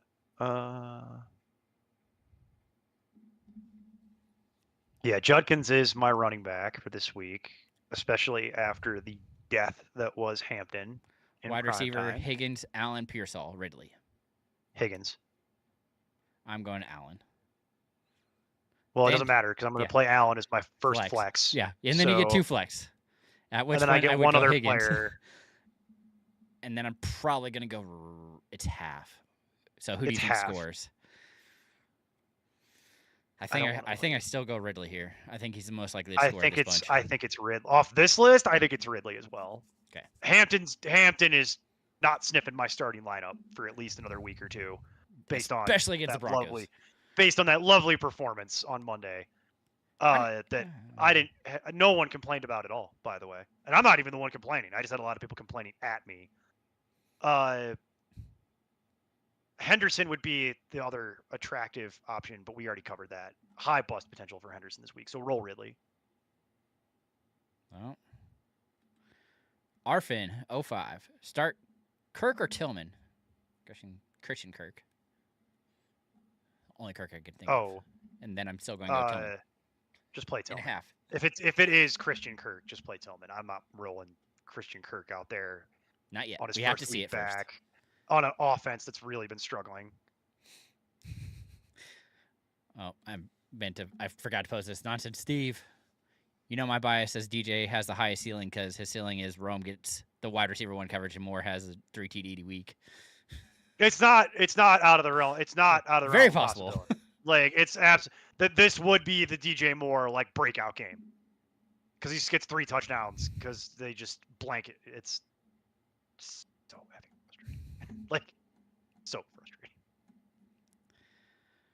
All right. That is how that would work. I've been Yeah, right. for sure. I've been a hater on Moore all off season and into this year, and I've been right the whole way. So this would be the week where it finally bites me. That is how that would work. More than likely. Got to zig when everybody's zagging. So, all right, we'll do another. Sometimes you just double down and triple down and quadruple down, and you just keep being right. That's the other way that works. All right. Daniel Ward again, 1 flex, 1 tight end. Coleman, Waddle, Franklin for a flex. Oh, I guess. Why does he? No, yeah. We're going to flex I see first. It's flex first, and I think it's Coleman. Yeah, it's probably Coleman, especially in this matchup. And then tight end. Kincaid, Andrew, Schultz, Freiermuth, Sanders, Gesicki. So many tight ends to choose Yeah, from. that's My way God, too many. Some of these have to be on the waiver wire. Yeah. I think it's still. Yeah. Okay. Coleman for sure. By the way. Yeah, we're to put a definitely going bow on Coleman, that. and then it's. I think Kincaid is still my highest. Well, actually, I have Kincaid at 15, so it's entirely possible that I have someone that. But that list is a little screwy. well, Where do I have I'm not Andrews? playing No, I have Theo Andrews at Johnson. I'm not 16. playing. Yeah. I'm not playing Tonjes. I'm not playing Gesicki. Okay, Not playing, so since well, they I might play signed, Sanders. just real quick on Gesicki, since they signed Noah Fant, his target share has been cut in half from what it was last year when he was the only guy, and now it's Jake Browning. So I cut Gesicki this week in any league I had him. He's done. I'm done with Gesicki. He can't be sharing that job with Noah Fant and then going to Jake Browning and me still be interested. So you just don't need to worry about Gesicki anymore. So like things that we can eliminate. Theo, Tonjes, Gesicki. I'm willing to eliminate Sanders. I'm willing to eliminate Freiermuth. Yeah. I think really you're talking about the first 3 names on this list. I'm actually going to throw Sanders in with those first 3, but yeah. Okay, well I'm cutting Dalton Schultz then. How about that? Okay, fine. You can throw Sanders in, but you're with getting Kirk rid coming of, back. I'm definitely okay cutting Schultz. Yeah, fine. So either way, it's one of those 3. I have Kincaid the highest of any of the rest of what we would be considering Kincaid, Andrews, and Sanders. I have Kincaid the highest. Don't feel good about any of them. Yeah, but I'll roll out with Kincaid. Yeah, that's fine. I'm good with Kincaid. It's all bad. It's close. I have those 3 very close together, at like 13 to 15. So the problem is there's like all the waiver wire guys got gobbled because there's only 2 waiver wire guys right now, and it's Fannin and it's Juwan Johnson, and those guys immediately got snapped up on the waiver wire over the last 2 weeks. Like people are just like thirsty, so they just snatched them. Otherwise, streaming tight end has been brutal. Not the year to do it, I guess. Clearly not. Like it's. Ooh, a new name. Game. I'm not going to try and say it. Half PPR flex. Judkins, Booty, Scattaboo.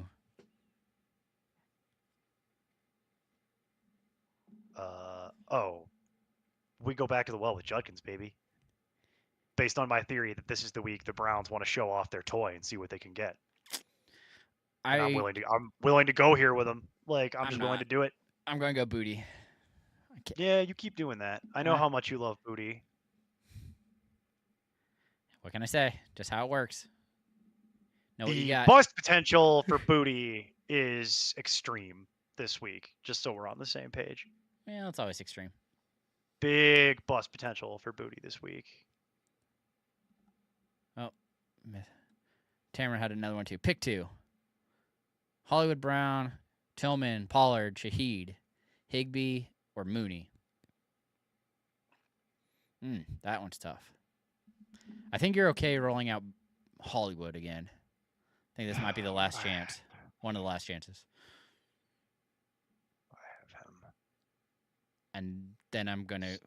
You game last week. Do I want to roll up? I'm rolling out Pollard. You are? So straight up, Pollard is my first choice off this list. And then really for me, it gets interesting. It gets interesting from there.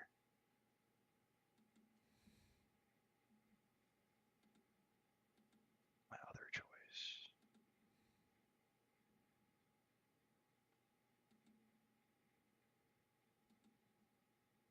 See, it gets tricky after Pollard.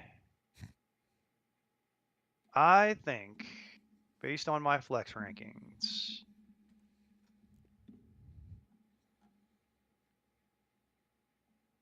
I am going to go with Pollard and Hollywood. The last gasp of Hollywood Brown. Yeah. It's close. Tillman's right there, but I think at this point, mostly because I haven't said his name, I think he actually has a pretty good matchup and gets all the work. Tillman and Shaheed are interesting. I don't care about Mooney. I'm not playing Higbee. Yeah, Higbee. Tillman and Shaheed are interesting though, if you want to go another way.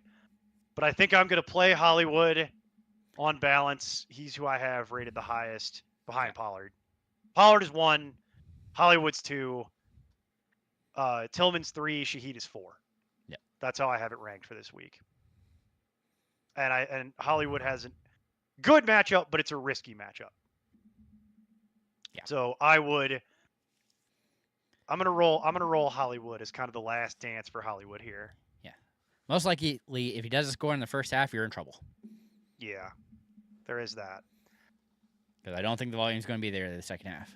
So the problem is that your alternatives are Tillman, which we've already talked about enough, and I don't want to rehash it, and then Shaheed, who we haven't talked about yet, who isn't really playing the role he's played previously for them. He is kind of still their field stretcher, but because they have a quarterback who can't stretch the field because he's not good enough to, saying a lot shorter air targets. Gets other work now, yeah. And he's been okay at that. Not been great, but he's been acceptable. He's still fantasy relevant. But your best case scenario with Shaheed is about a 12. It's about what he got last week. And that requires him to score. So that's kind of what you're looking at with Shaheed at this point. You're looking at, could he get to a 12 for me? Whereas Tillman is kind of the same thing. It's like a 12, but it requires him to score. So it's like those two are kind of the same deal. Whereas Hollywood very much is, it only takes one. He just needs that one big play. And then one busted coverage, and he's there. Yeah. And then, honestly, next week we're probably going to start talking about Hollywood replacements. Yeah. So, all right. Daniel, you've been patient enough. Eberhardt, here we go. PPR flex. Ridley, Tillman, Franklin, Kirk, Pacheco, Tracy. And maybe Fan if Warren plays. He's hurt. Well, he's dealing with injury. So. No, I think Warren's playing. I'm not worried about that yet. Yeah, I think that's more of a rest day because he's getting a lot of work. Let's see. It's easy for me. Is it just one? It's just one, isn't it? Yep. Yeah, just do your Tillman thing for the third time today. Yeah, okay. Make it easy. Tillman for me. Check. Is this thing on? Yeah. If he doesn't score, you are in so much shit. Well, they're going to have to throw. That's the only reason I have him, because I'm guessing that it's going to be like week 1 where they're going to have to throw to them both 10 times apiece. And if he's seeing 10 targets, I'm fine rolling him out there because be just fine. I'm eliminating every name after Franklin. Fair. Right? Like, yeah. All the back half of that can just go. I am going to go with Ridley here. I get it. I mean, that's really who it's between for me too. So this is the Mendoza line for Ridley. It's right there.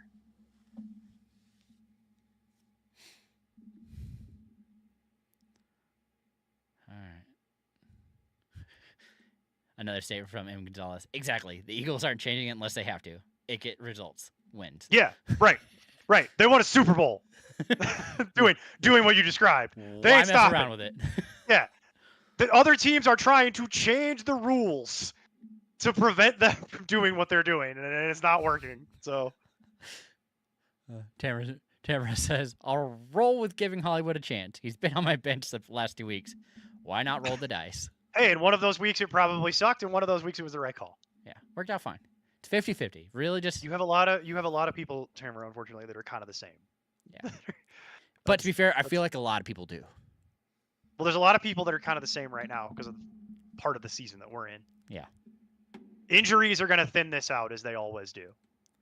All right. That's Daniel the Ward, next phase. gonna wrap it out. We're gonna get you done here. It's the last one I see from you. PPR pick 2.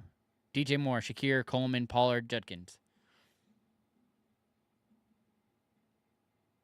This one's close. Because I'm Say it again? not sure where I have Coleman in comparison to Judkins and Pollard. Say this one again. Which one is this?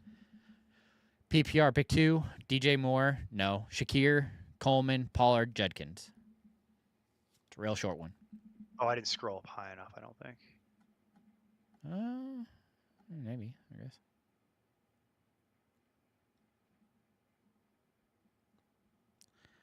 I think it really comes down to, like I said, I think it's Coleman, Pollard, and Judkins. But I'm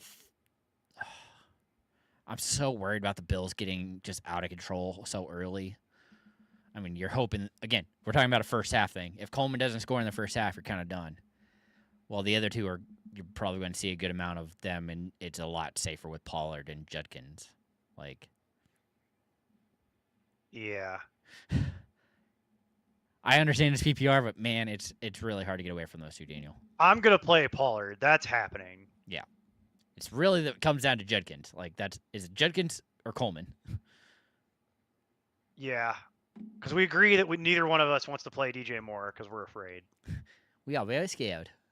Yeah, I'm not super excited about playing DJ Moore, which is a shame because if I was looking at this team at the beginning of the year, you would probably just roll out DJ Moore because that's what you drafted him to do. Correct. So he's got the capital, but I don't want to play him this week at all. So yeah, it does come down to Coleman v. Judkins.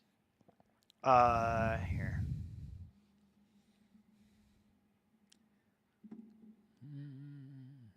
I have Coleman 15 spots higher in my flex rankings because I know what I'm getting. See, the Judkins thing for me is about I think the Browns are going to use this week to try and kick the tires on Judkins and try and show off their shiny new toy. So I'm expecting increased volume for him. What he does with that, who knows? Is anyone's guess. It could be anything. It could even be a boat. Like no one. See, I've been waiting to bust out that chestnut. We're finally there. Could be anything. You know what I mean? So it's more like when we have tiebreakers that are close, I'm leaning Judkins. This doesn't qualify. I'm gonna play Coleman. I do acknowledge what you're saying, which is that if the Bills get up early and Coleman doesn't score quickly, because James Cook just goes off in the first half and then it's just the James Cook show for the rest of the day, you might feel bad about it. Same thing with Shakir, by the way. It would be the same idea, but no one wants to play Shakir. Yeah, I gotta go Coleman though. Okay, I gotta roll. I roll it out like there. I said, it's really between those two, and it's however you want to play.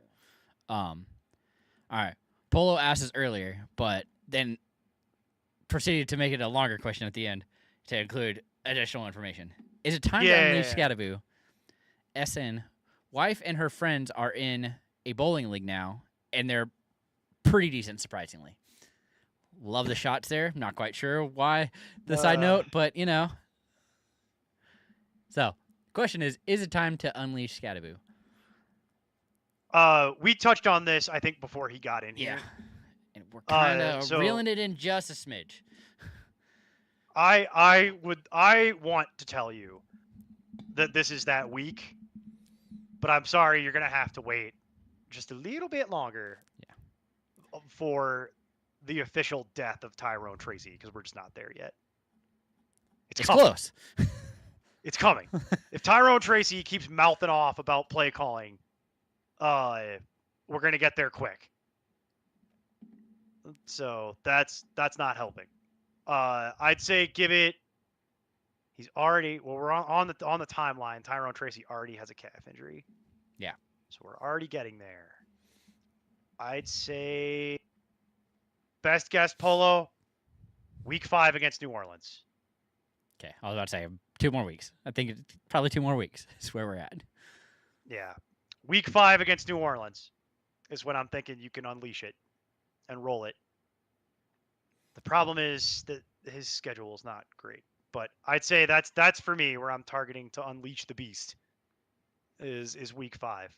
You don't want to wait too long before Cam Scatterboo gets blasted in the face because of the way he chooses to play football. Yeah. All right. But the other one is one I've been holding off on because I think it's kind of time to start talking about people who have been pupped or IR'd. So Chad Corey asks, will Ayuk be a factor this year? Of course. Yeah. I mean, but people need to start looking at the players that have been placed on PUP because right about now is when you start to see that people need space, so they're potentially dropping all these other players if they don't have the IR spot or people are getting hurt, so they're moving them off their teams, and it's just one of those things that you need to keep an eye on. So if you don't have Ayuk, you probably should. He will be a factor. I would pick up Ayuk. If he was on waivers, if someone cut Ayuk in my league, I'm pretty confident that on just about any team I have or have seen that I could find the worst player on my team and I would cut them for Ayuk. Because he's going to be a factor. It's just not going to be until late October. Yeah. We probably still have a month. So yeah, about another month on that. But we've seen what their wide receiver room looks like. It's not spectacular. When he comes back, he's going to get plenty of work. But yeah, if somebody has cut him in your league, I would absolutely go pick him up. Yeah, but also need to start looking for Isaiah Likely. I mean, if you're looking to stream, that might be somebody that people aren't paying attention to. Given the bleep show that is tight end right now. Yeah, I mean. By the way, Jason, we're gonna have to start doing the wheel again. The people demand it. As much of a pain in the butt as it is on our end to produce, we're gonna have to start doing the wheel of tight ends again. I mean, we can roll it out and just go through them randomly, but you. No, but they want the whole thing. They want the thing with the drop. The people demand it. I've seen the chat last week and I've seen the chat this week, and the people demand it. They demand the wheel. This is our own fault. This is our own fault for doing it once. We did it one time, literally thinking. No, we did it one time, literally thinking it would be a funny joke, and then now the people demand it. Now they want the wheel forever.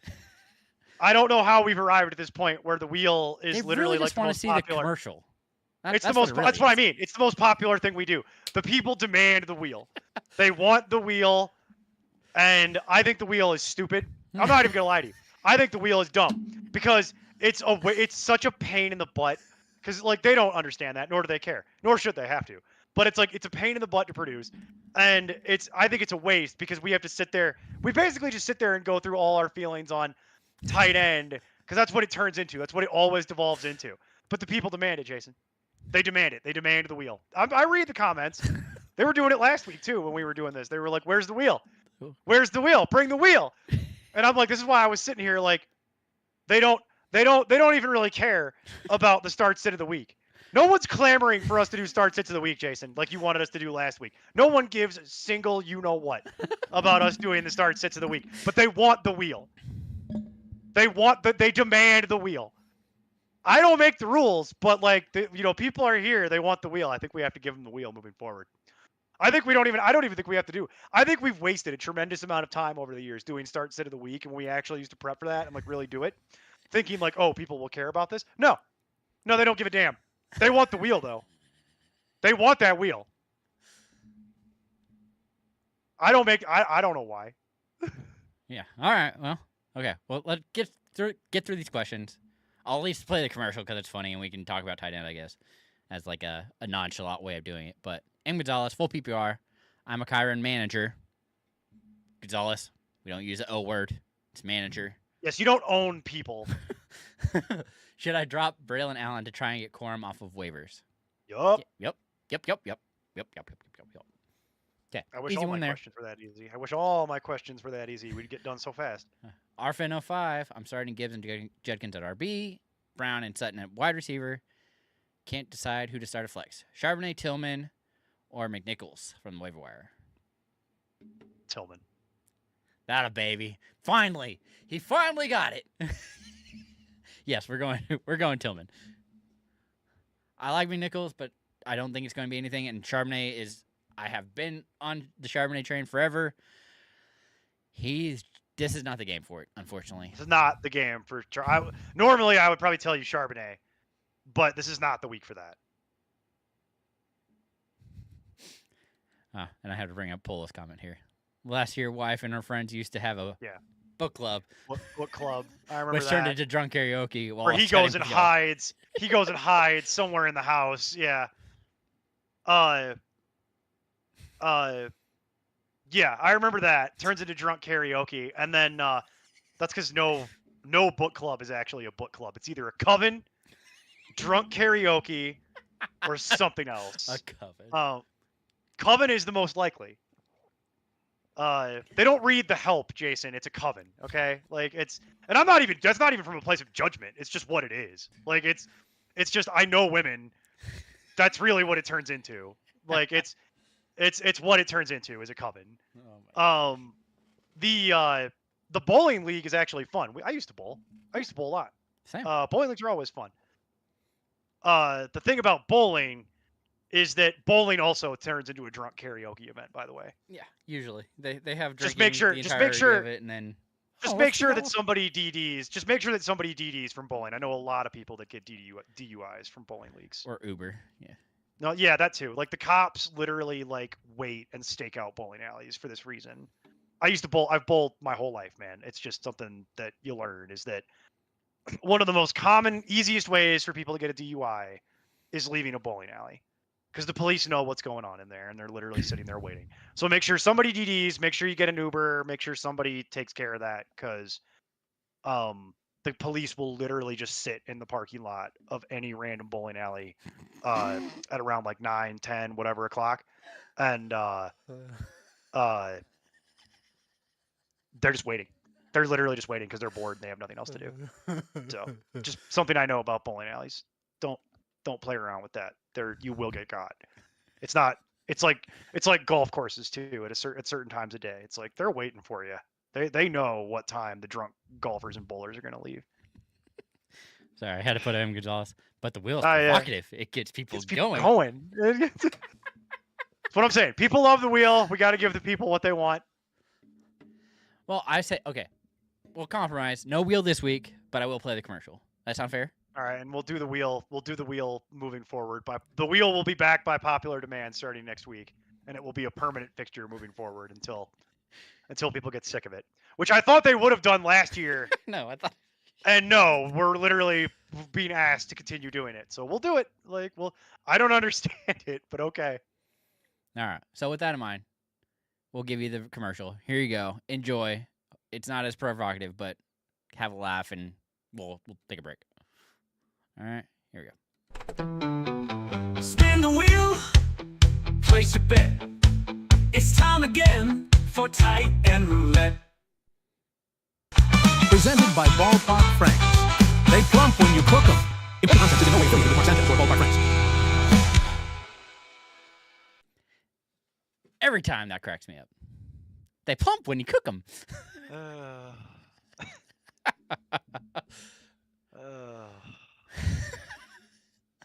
It's just every that year. sigh, man. It's just also every year I get to explain to people the whole hot dog thing because nobody understands it. But yeah, people love the wheel. I think mostly they just love the story about Mark Sanchez eating hot dogs because people still don't know that. Anyway, are there any other questions? Do we have No, more to cover we here? got- or are I think ready we to got go? everything. I mean, just everybody asking for the wheel. Do we want to do last call? for questions while we're here? We could do last call. Yeah, that's fine. So last call. I guess we can do. You don't want to, but I can do start sit. So I didn't say I don't want to. I Oh, just okay. said no one cares. So I question why we do it. I've questioned this for years in the background, Jason. The idea that I don't think anyone cares about start sit of the week, and mostly what they're here for is they want us to answer their questions, and they want the wheel. That is what I know about this show, having definitively at this point. They don't really seem to care. Remember when we used to do game previews and nobody cared about that either? Like that's what I've learned about this show definitively at this point. I feel is that really what people want us to do is to answer their questions. They want to bicker with Steve in the comments, and they want us to do the wheel. And that's it. The rest of it's all ancillary. Like they don't seem to give a damn about the rest of it. Just like the game, we used to work so hard on those game previews, and like to watch the viewer count go down when we would go to the game previews was so insulting. Where it's like, all right, we're gonna go to the game previews. Nope, everybody just leaves, and I'm like, that's wow. All right, it's like that. Okay, fine. I guess we just won't do the game previews anymore. And that's kind of my experience last year when we were doing that, and I would watch the game. I would watch our audience count go down when we would start doing start sit of the week. So I'm to the point where we need to figure out some other. Maybe the answer is just more wheels. Do we need more wheels? Hey, audience, do we need more wheels? I mean, Daniel's chanting nonsense. So Well, that's because Daniel always wants nonsense. Daniel, I know. Daniel, I love you, but your opinion gets downgraded slightly because I know what you want. Shots Daniel fired. Daniel wants us to sit here and talk about terrible movies. I mean, he's I not could do wrong. that too. Like I could do that too. Daniel, I'll give you one for free. There's a movie called Honor and Glory. It's a Cynthia Rothrock movie. A lot of people get kicked in the head. It looks like it was made for about $5. It's amazing. It's part of the Cynthia Rothrock people get kicked in the head 1980s, early 1990s terrible cop movies. It's amazing. Great movie. Other movies that are like that, Honor and Glory. Martial Law. Martial Law 2, Undercover. Oh, actually, a couple real questions. Skilo. That's fun. Rams. Daniel or Daniel Ravens? always wants us to do the nonsense, and I I love know. him for it. That's why I'm glad he's here, because somebody has to want it. Rams D or Ravens D? Also for, well, I wouldn't call it bad, but a more popular movie, A Working Man.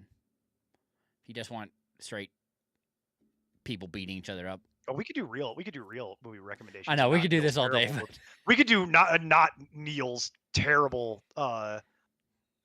terrible movie recommendations. And Chad put one in there. No, Chad, see, you're playing the game the right way, but that's too good of a terrible movie. See, that's a good terrible movie. Killer Clowns from Outer Space is one of the best terrible movies ever made. Like, it's incredible. This is so funny. So again, nobody else really cares about this, but I listen to Pod Meets World, which is Boy Meets World cast talking about their show and all that, and they literally had this same topic about good, bad movies and bad movies. Yeah, I know I'm a nerd. Yeah. But the fact that this has come up, I'm like, they're clearly listening to us. Because we brought that up first. We were the ones talking Well, about the bad, good movies. Technically, I stole a lot of those bits from something called Red Letter Media. Oh, okay. I which which I is just like started one of the talking most- about which is- movies. Yeah, but like if you're familiar with anything around Red Letter Media or Riff Tracks or Mystery Science Theater 3000, like I could there's a world of people that watch exclusively terrible movies and make fun of them that maybe you just haven't ever interacted with, but I've been a part of since I was a child. So some of this is slightly borrowed, but since no one knows about it, see, and I say no one, but if you look up Red Letter Media real quick, Jason, go look at their YouTube channel and look at how many subscribers they have, and then I'm going to warn you, prepare to feel bad. Like, for the record, Holy, yeah, how do we yeah. not have more subscribers? yeah. See, you see. I know see we my suck. point It's here? okay. No, that's not my point. My point wasn't that Oh. we suck, although that may or may not be true. But what I'm saying to you is, you have no idea how deep that rabbit hole goes until you're in that rabbit hole with them. So, just so we're clear, like, Love Red Letter Media. Huge fan. Been a huge fan for a long time. Occasionally, I will manipulate something they may use because what I've learned is that until you know about stuff like this, you probably don't ever interact with it. You have to be some sort of super nerd. By the way, I'm playing the Ravens. Yeah, of these two, I have the Raven tire, but I would still prefer to go to the waiver wire because I don't like these options. I'd much rather go with Falcons or, I guess I should have pulled up who's widely available. But Bucks with Fields out. I mean, I feel like that's another good one. Probably widely Oh, available. you want to just do streaming stuff? Yeah. Well, Yeah, we can do Seahawks, that. Colts. Like these are all Seahawks things. was Bucks, Seahawks, Falcons are my top 3 for Yeah. this week. So, Skylar, those All are the ones I available. would much prefer over what you have currently, and I'd be okay dropping the Rams for. Yeah, you can just cut the Rams. They'll be available for you if you want them later. It's fine. I'm not dropping. Like- I'm not getting rid of the Ravens, but I am dropping the I Rams don't for care. somebody. I don't care about I know the it's a Rams, yeah. defense, And but to be honest with you, I would cut the Ravens too because it's a defense. I'm very intrigued by the Bucks, the Seahawks, and the Falcons this week, though. Yep. All have 3 them. of those are very interesting. and I'm also going to be somewhat controversial and go Houston Texans. I have them in my not top that 12 this bad. week. It's not that controversial. They're in the top 10 on Fantasy Pros this week. Oh wow, nice. Okay, so he also asked. Skylar also asked Kincaid or Fannin. We're going Fannin, right? For tight end. Yeah, Bannon. Okay. I have Bannon at 12. I have Kincaid at 15. So, all right. M. Gonzalez, Sanchez, as in butt fumble Sanchez? Yes, that's Sanchez. Same guy. Used to steal. Sorry, used to steal hot Sneak. dogs. Sneak hot dogs Used to. Well, it's yeah, inconspicuously. used to onto the field and eat them. And he was caught on camera doing this multiple times. He was asked to stop politely, and he said no. And so they started fining him, and he continued to do it. And this happened at multiple stops in his NFL career. It wasn't just one team.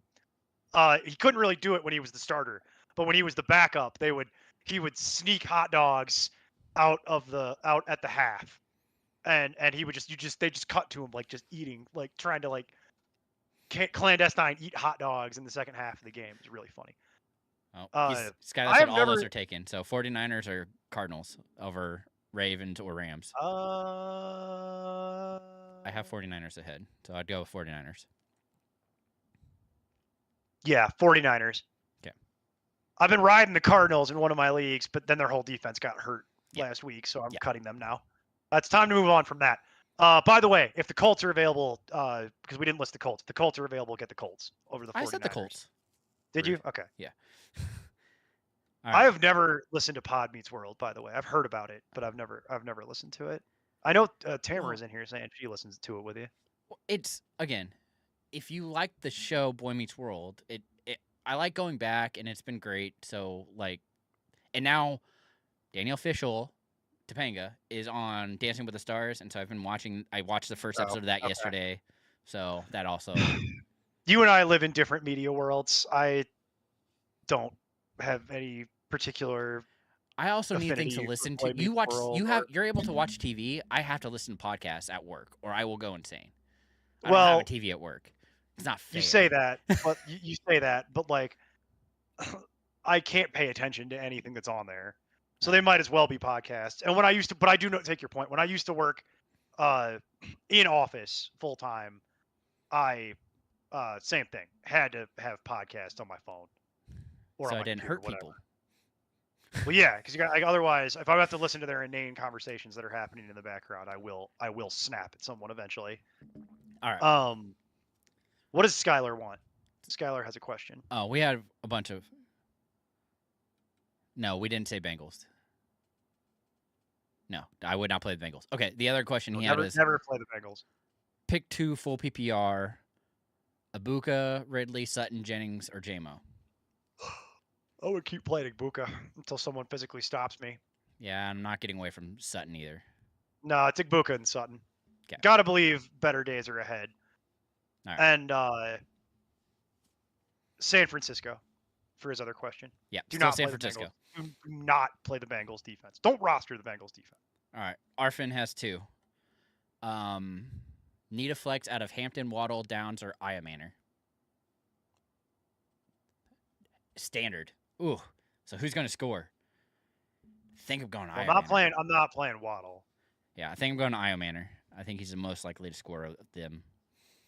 Downs is probably right there, but Hate my choices. yep, You said Hampton, Waddle, Downs, Io Manor. yep.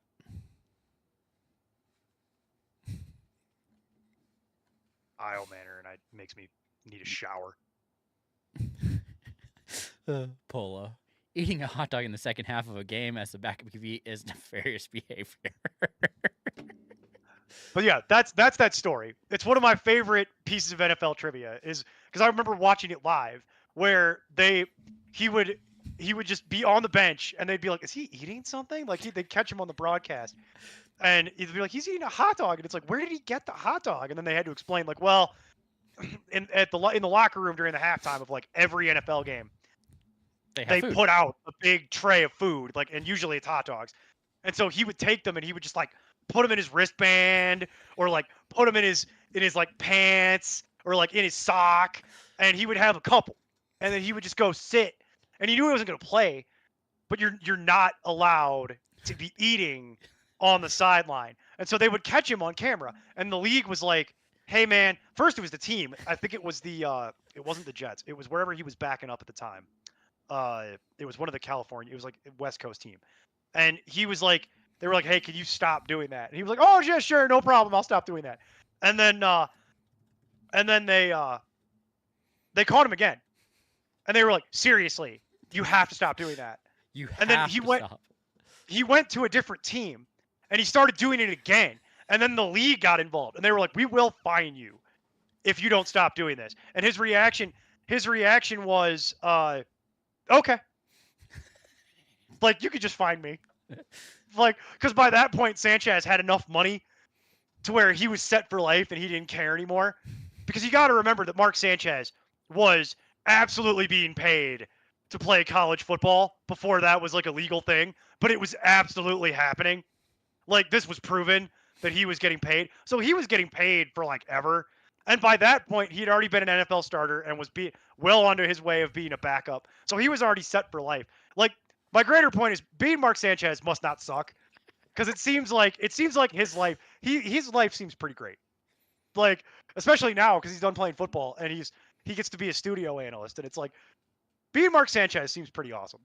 Like, he's made a career out of like playing quarterback, and a big chunk of that was him just eating hot dogs on the sideline. And then they told him like, "Hey, stop doing that," and he was like, I'm good. "Nah." They plump when you cook them. Didn't care. Like, All right. Everhart, feeling better about He's- Hill? Say yes. I have to start him, I think. which Hill? Tyreek Hill? Yeah, I can't, not this week. He always gets brutalized when it comes to playing the Bills. He does. That does happen. Well, I know. That is a real thing, by the way. I have Tyreek Hill as a very sketchy back end wide receiver to top part of flex, like, but it's very sketchy. It's all very sketchy here. I will tell you this: if Waddle has to sit, I will feel better about it. Because that would be the one point. At that point, there's nothing else, so it'll be fine. But there's a lot of negative markers on this. Thursday night, all that junk. Yeah, him being a baby. Arfin asked, Fannin or Pitts? It's Fannin. Probably. Ugh. Yeah, I have Fannin one spot behind Pitts, but if I was actually staring down that choice in my own league with my own team, I'd probably play Fannin.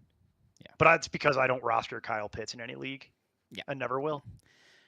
Chad Corey brought up, where's Green Bay defense in the midst of streamers? They're not. They're set it and forget it until bye.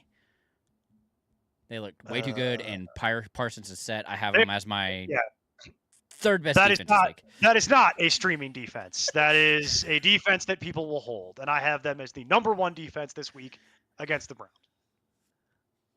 Oh, I missed glitchy. Sorry, you guys said the answer. I had to go do something. Baker or We Dak did. this It's week? Dak. It's Dak, and we Yeah. did answer that. But yeah, Yeah, it's it's okay. Dak. It's Dak. It's Dak. We spent like no time on it because it was easy, Uh, so I could see how he missed it. Also, Corey, if it wasn't clear before, if you had to walk away, Killer Clowns from Outer Space is one of my favorite terrible movies. It's not nearly bad enough to even really be considered a terrible movie. That's like a cult classic movie. I recommend that movie to people. That movie's legitimately fun. well, I think of. Okay, I guess go off. We have questions, but I have to bring it up. Troll. Is that considered a good bad movie? Troll? Troll's a bad movie, but like, are you talking about Troll or Troll 2? No.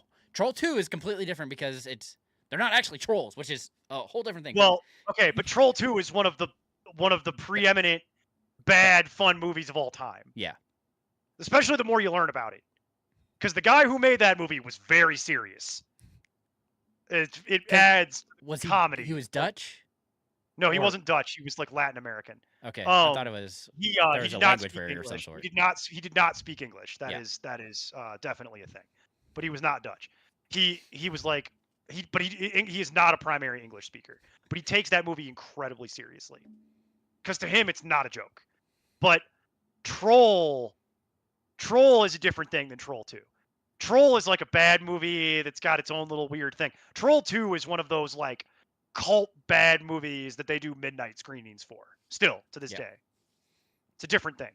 Killer Clowns from Outer Space is more like a cult movie in the vein of Troll 2, except Troll 2 is a cult movie because it's so bad. Killer Clowns from Outer Space is a cult movie because it's actually pretty good. It's Okay. an underrated kind of sci-fi B movie that has its weird little audience of people that like it because it's fun. Whereas Troll 2 is like a train hitting a bus. Like it's like jarring. It's like the movie The Room.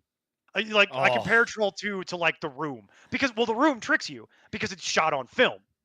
So you boot it up and it's like it looks like a movie. Also, the guy who made that, who stars in it, Tommy Wiseau, is a fascinating individual that I would highly recommend learning about. That guy also doesn't really speak English and is very similar to the guy in Troll 2, where he was taking this incredibly seriously. This is like a real movie to him that he paid and financed and shot on film. But that's the same thing. It looks like a movie, but then you start watching it and it's not a movie. It's like a movie loaf. It's got movie elements in it that have been processed and formed into the shape of a movie. But that's another one that's like a cult classic in the sense of like it's so bad that you can get a group of people together and they will enjoy the cathartic experience of watching it together and making fun of it, just like Troll 2. The original Troll is a different thing.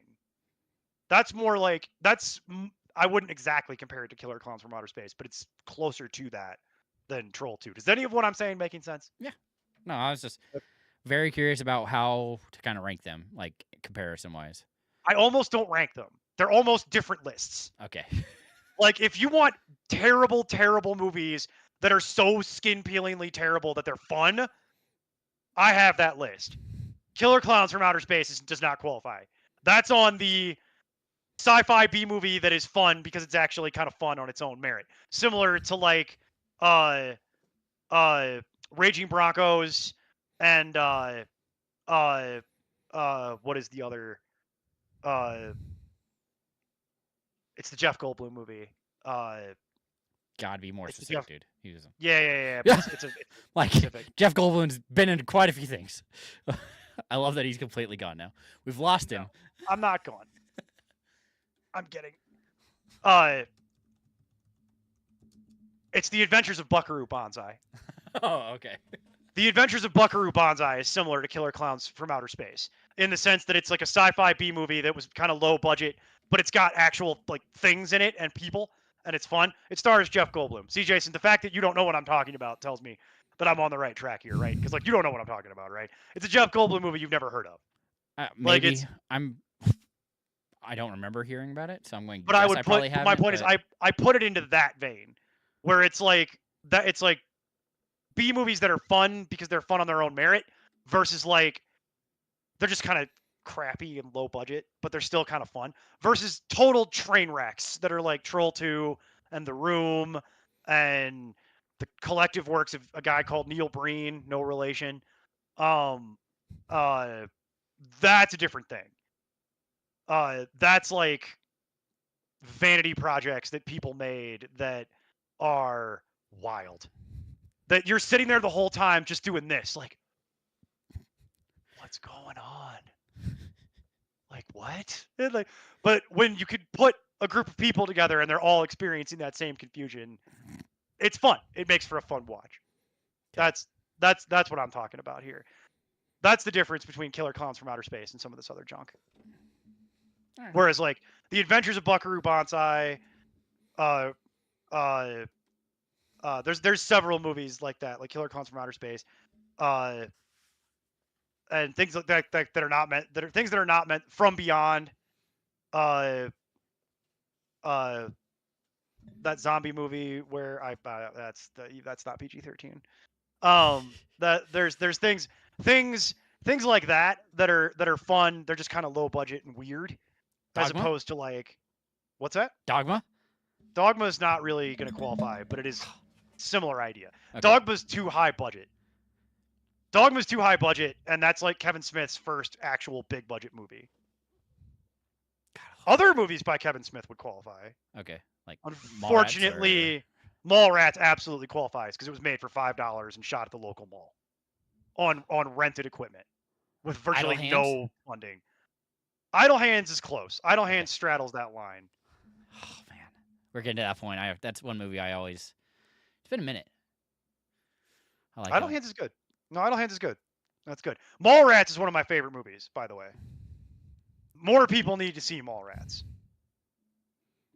It's not like critically acclaimed. It's not going to win any awards, but it's stupid and fun. If you want stupid, fun, mindless entertainment, Mallrats is way up there in terms of that. All right. Okay. Skylar has more questions, so we'll try and get his out of the way, and then That's the problem with this show, Jason, is when we start devolving into crappy movie talk, then it gives people the opportunity to. This is what I noticed last year. The longer we talk about crappy movies, people will inevitably start asking more fantasy questions, which we are then obligated to answer, which makes the show go for 4 hours. okay. That is literally how this works. Like every time. That's okay though. It's okay. All right. So we pick 3, half point PPR: Debo, Adams, Swift, Myers, Brown, Pickens. AJ. Sorry, AJ Brown.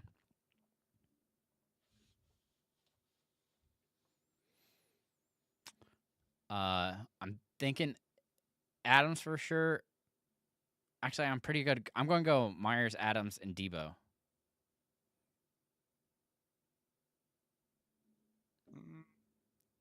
I mean, Brown's really close, but man, they're winning. I'm gonna play Adams and AJ Brown because I couldn't bring myself to sit them. And then I'm gonna roll out Jacoby Myers, even though it's half point PPR, because I feel like I know what I'm gonna get. Whereas the potential for Swift to have a down game is too high. And as much as we were hyping up Debo earlier, we still have to accept the reality that it's a decent chance he's going to be playing with his backup. And also we run into the idea that the wheels could come off the Debo train at any time. So I'm going to roll out Myers, and I feel better about it. The problem is if you're banking on a touchdown and you need a touchdown because you feel like that's what you need to win, then we flip that and I go back to Debo. Do not feel confident. If I was to be asked, will Myers score a touchdown? I would say more than likely not. That's fair. Baker or Danny Dimes? That was a good one too. I have Baker, I think. I think I do. Baker. too. Baker. Gotta- Yeah, Baker. Like I don't even remember. Everhart coming back in. Hill, Tillman, Ridley. PPR. Oh, I see.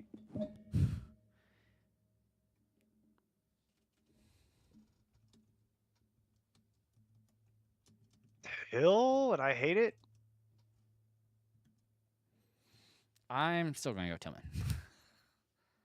Yeah, I figured you would do that. Yeah. Yeah, I'm gonna play Hill, and I'm gonna hold my nose and play Hill.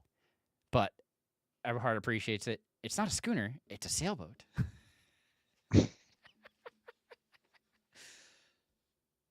And Gonzalez. Hilarious. Sanchez has needed less glizzies and more tutties. Not wrong. What is it? I don't know what a glizzy is. Can a someone hot explain dog. that to me? It's I'm just, too old. Yeah, it's fancy, like you just dress up a hot dog, like, relish, ketchup, mustard. It's a glizzy. Usually found at like bowl games in particular. Not what I thought that meant. Tamara, again, I've been watching the show with my oldest son, so following along with the podcast is great. And it's something safe you can watch, like with your whole family. It's That is corny. true. I don't think about that. I don't think about that often, but that is true. That would be a good excuse to watch Boy Meets World. If you had kids that were of the right age, it is something that you could. It is something that you could do, and be safe and not worry about What's gonna pop up? wildly inappropriate. Yeah, like I don't remember that show that well. It's been a long time since I watched it because I was literally a kid. And last time I watched that was when it was on broadcast television when I was a kid. So TGIF, baby.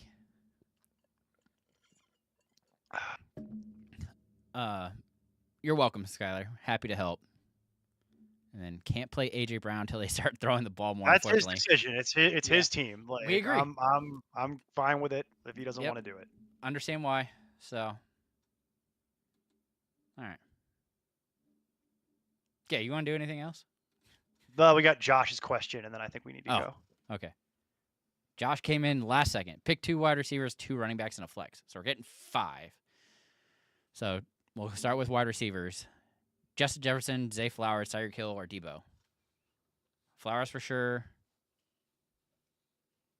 And I mean, I'm fine rolling Justin with Wentz. So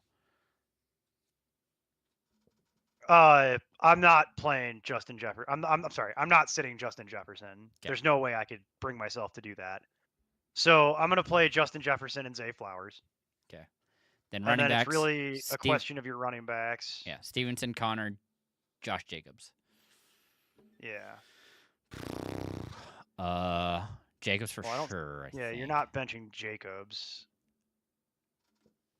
Mm, Where do I have Jacobs? Josh Jacobs and Yeah, I have Jacobs at John- 11, so he's an RB1, so I'm not gonna bench him. I have him at 12, and then I have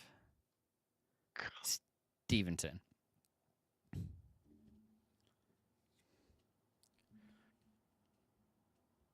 I'm gonna play Connor over Stevenson. Yes, I am gonna do that. Then flex. Yeah.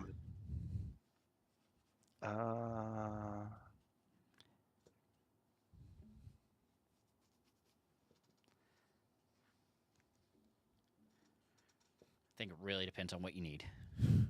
Yeah, it sure does. I'm gonna play. I have Hill rated the highest. Don't like it, but I would have- say Hill Hill if has- Waddle is out. I would say Hill for sure if Waddle is out. Yeah. If you don't like that because you're afraid, then play Stevenson.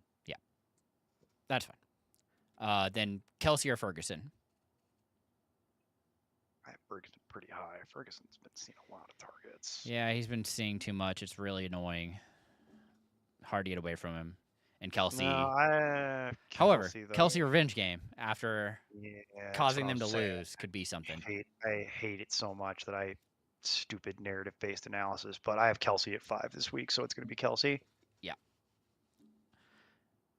You're welcome, Daniel. Oh, Well, Chad, yeah. don't provoke me, Chad, by He's at- bringing he- up starts of the week he after we asked- just he got asked. done with this whole diatribe. He asked. We got to give the people what they want. He asked. I'd Okay. like to take this moment to announce my retirement from everything. Life. Go ahead, Jason. Who's your quarterback start of the week? Whatever San Francisco quarterback is playing the Cardinals. Don't care Michael which one Penix. it is. That's going to be Michael my. Penix. I figured that would For me, probably be yours. It's Penix because he's playing Carolina. There's Yeah. no possible way it's going to look as bad as it did last week. Nope. Sit of the week.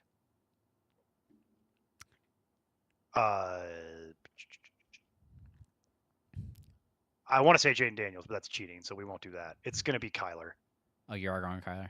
I'm going to go Bo Yeah, Nix. I'm going to go Kyler. Bo Nix is not rated high enough to qualify. Oh, when I did this, he was at 12. So I was like, I'm gonna just take that one as a win. Nope. No, you're not. Pick Dang. again. Fantasy. All right, let's see. Now that I actually have to bring it up.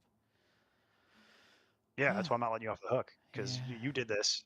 You did this. I didn't do nothing. Yes, I you did. just answered a question.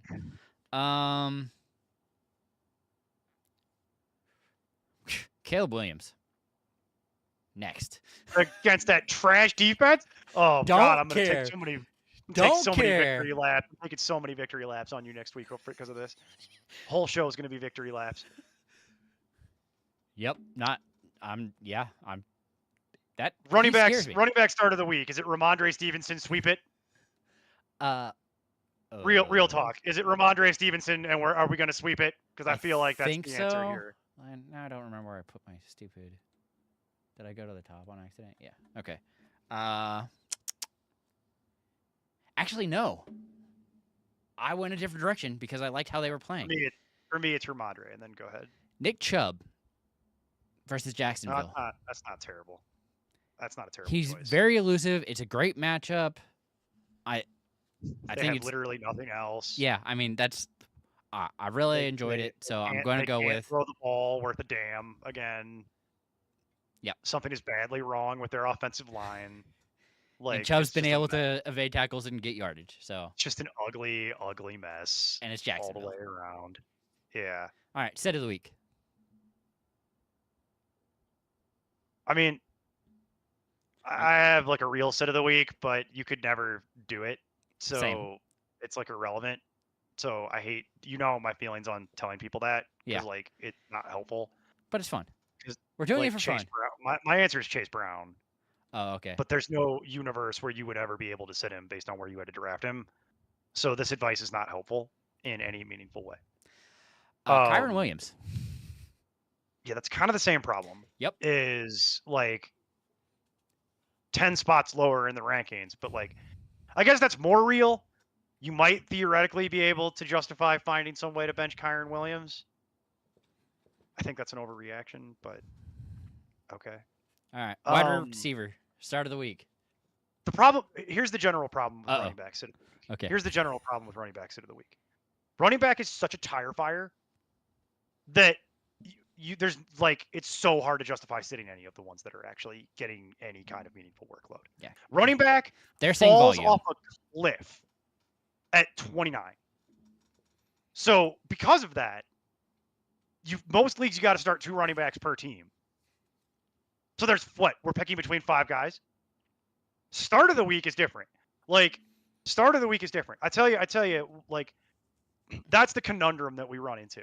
Yeah. Is that specifically week for is running easy. back? Yeah, start of the week is easy for running back. Sit of the week's a nightmare because there's That's why literally ranking them like is brutal. exactly. There's 30 running backs that matter in any given week, and once you get past 30, it falls off a cliff immediately. So hard.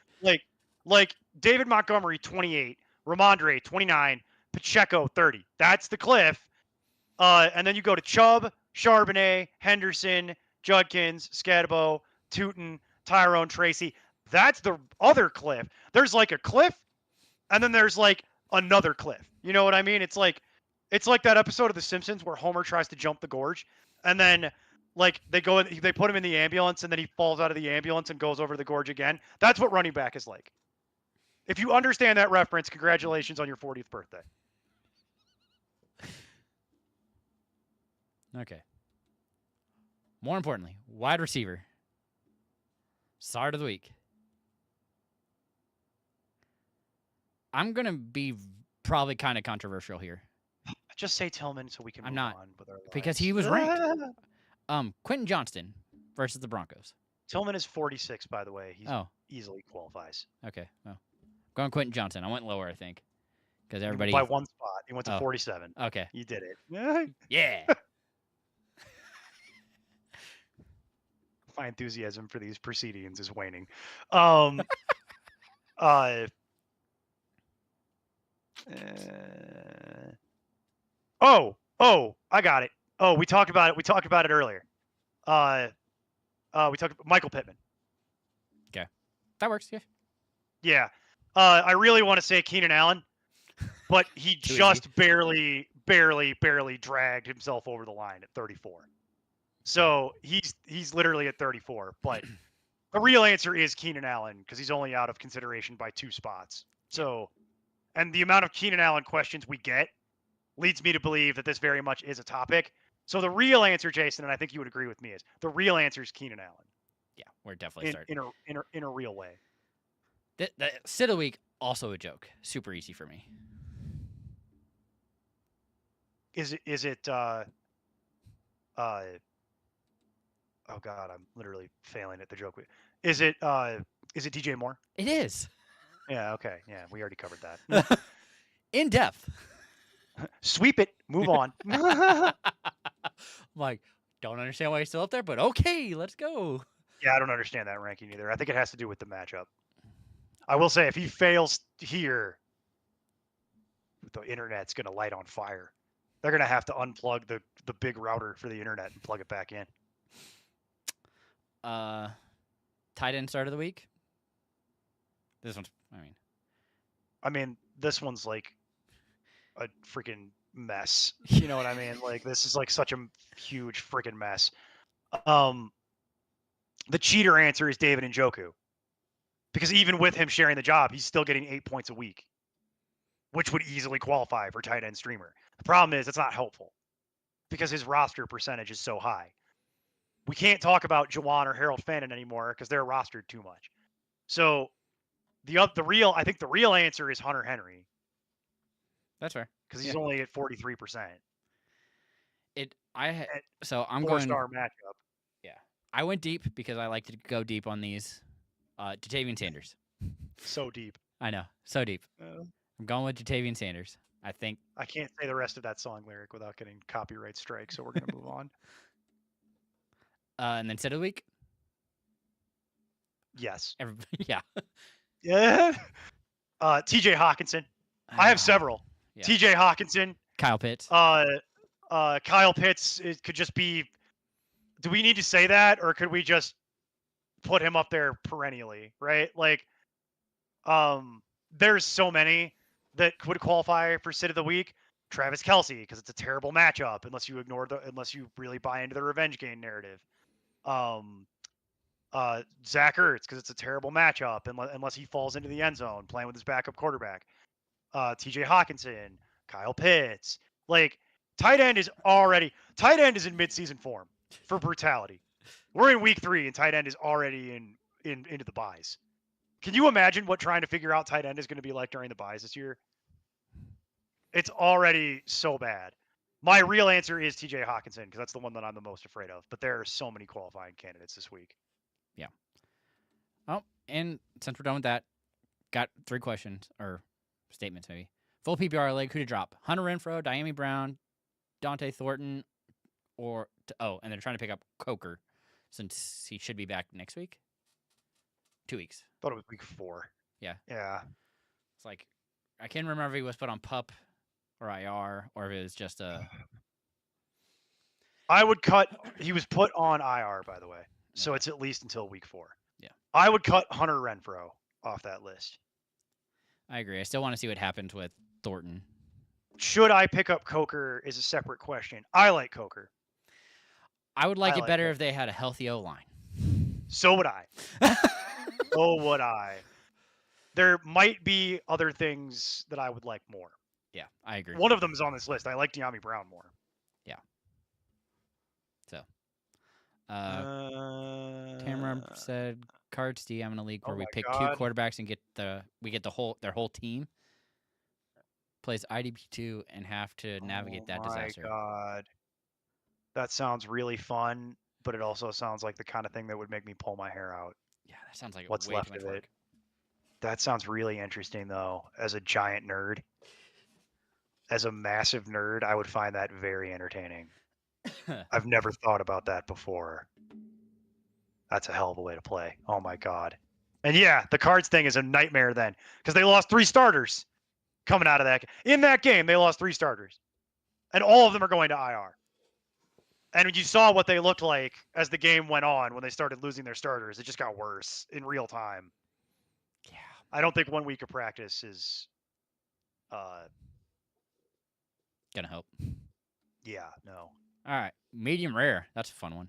Traded Hurts, JSN, and Ridley for Lamar and Nico, plus some draft picks to upgrade 2nd and 15th for 17th and 18th. And a keeper 3 keeper league. I was like, that the wording on that's weird. What do you think? I mean, Oh, I see how this works. He gets an extra 2nd and a 15th and gives up a 17th and 18th. I see how this is working. I don't know enough about your team yeah. to evaluate that, but I will say, generally speaking, I am fine with trading Hurts to get Lamar. Yeah. I'm fine with that. That's the upgrade. That's an upgrade. I also think it's an upgrade on paper. On paper, Nico is an upgrade. Because really all you're giving up here is Ridley. And Ridley is just old at this point. So, like, on paper, Nico is an upgrade from JSN. But in reality, I don't think it is. But, so really, it's like you're giving up Ridley to massively improve your picks. If I knew more about your team, I could give you a real answer. But I don't have any issue with that trade in general. The problem is now you have to deal with Nico, which my issue with Nico is not Nico. My issue with Nico is everything else in Houston. Yeah. They're picking up right where they left off last year, Jason, where the offense just looks constipated. Like they just can't let it rip, you know? Yeah. Like something's wrong. All right. Well, that will get us done for this week. I will be back tomorrow, Thursday, for start sit ahead of the game. Out there's going to be a whole lot of action, so get there early. 6:30 to 7:15. I'll be here, or 6:45. I think it's 6:45 actually. Central Standard Time, PM. So keep that in mind. Because yeah, be back tomorrow. Betting show on Friday for all you degenerates, and then I'll be back Sunday morning, an hour ahead of kickoff, to help you set your lineups with all the information we got. Oh. And I'll be there to moderate the chat. Keep Got you neighbors on. hooligans in line. So Keep you hooligans in line. all right. People well, keep pushing in the line, Jason. They don't want to wait in line. That's just how it goes. You're welcome, Jerome. Happy to help. All right. But anyway, with that, we're going to get out of here. Thank you so much for joining us for all the nonsense we put on today. Appreciate you guys so much. Remember, as always, to keep up the nonsense. We'll see you next week. I'll see you tomorrow. Be strong.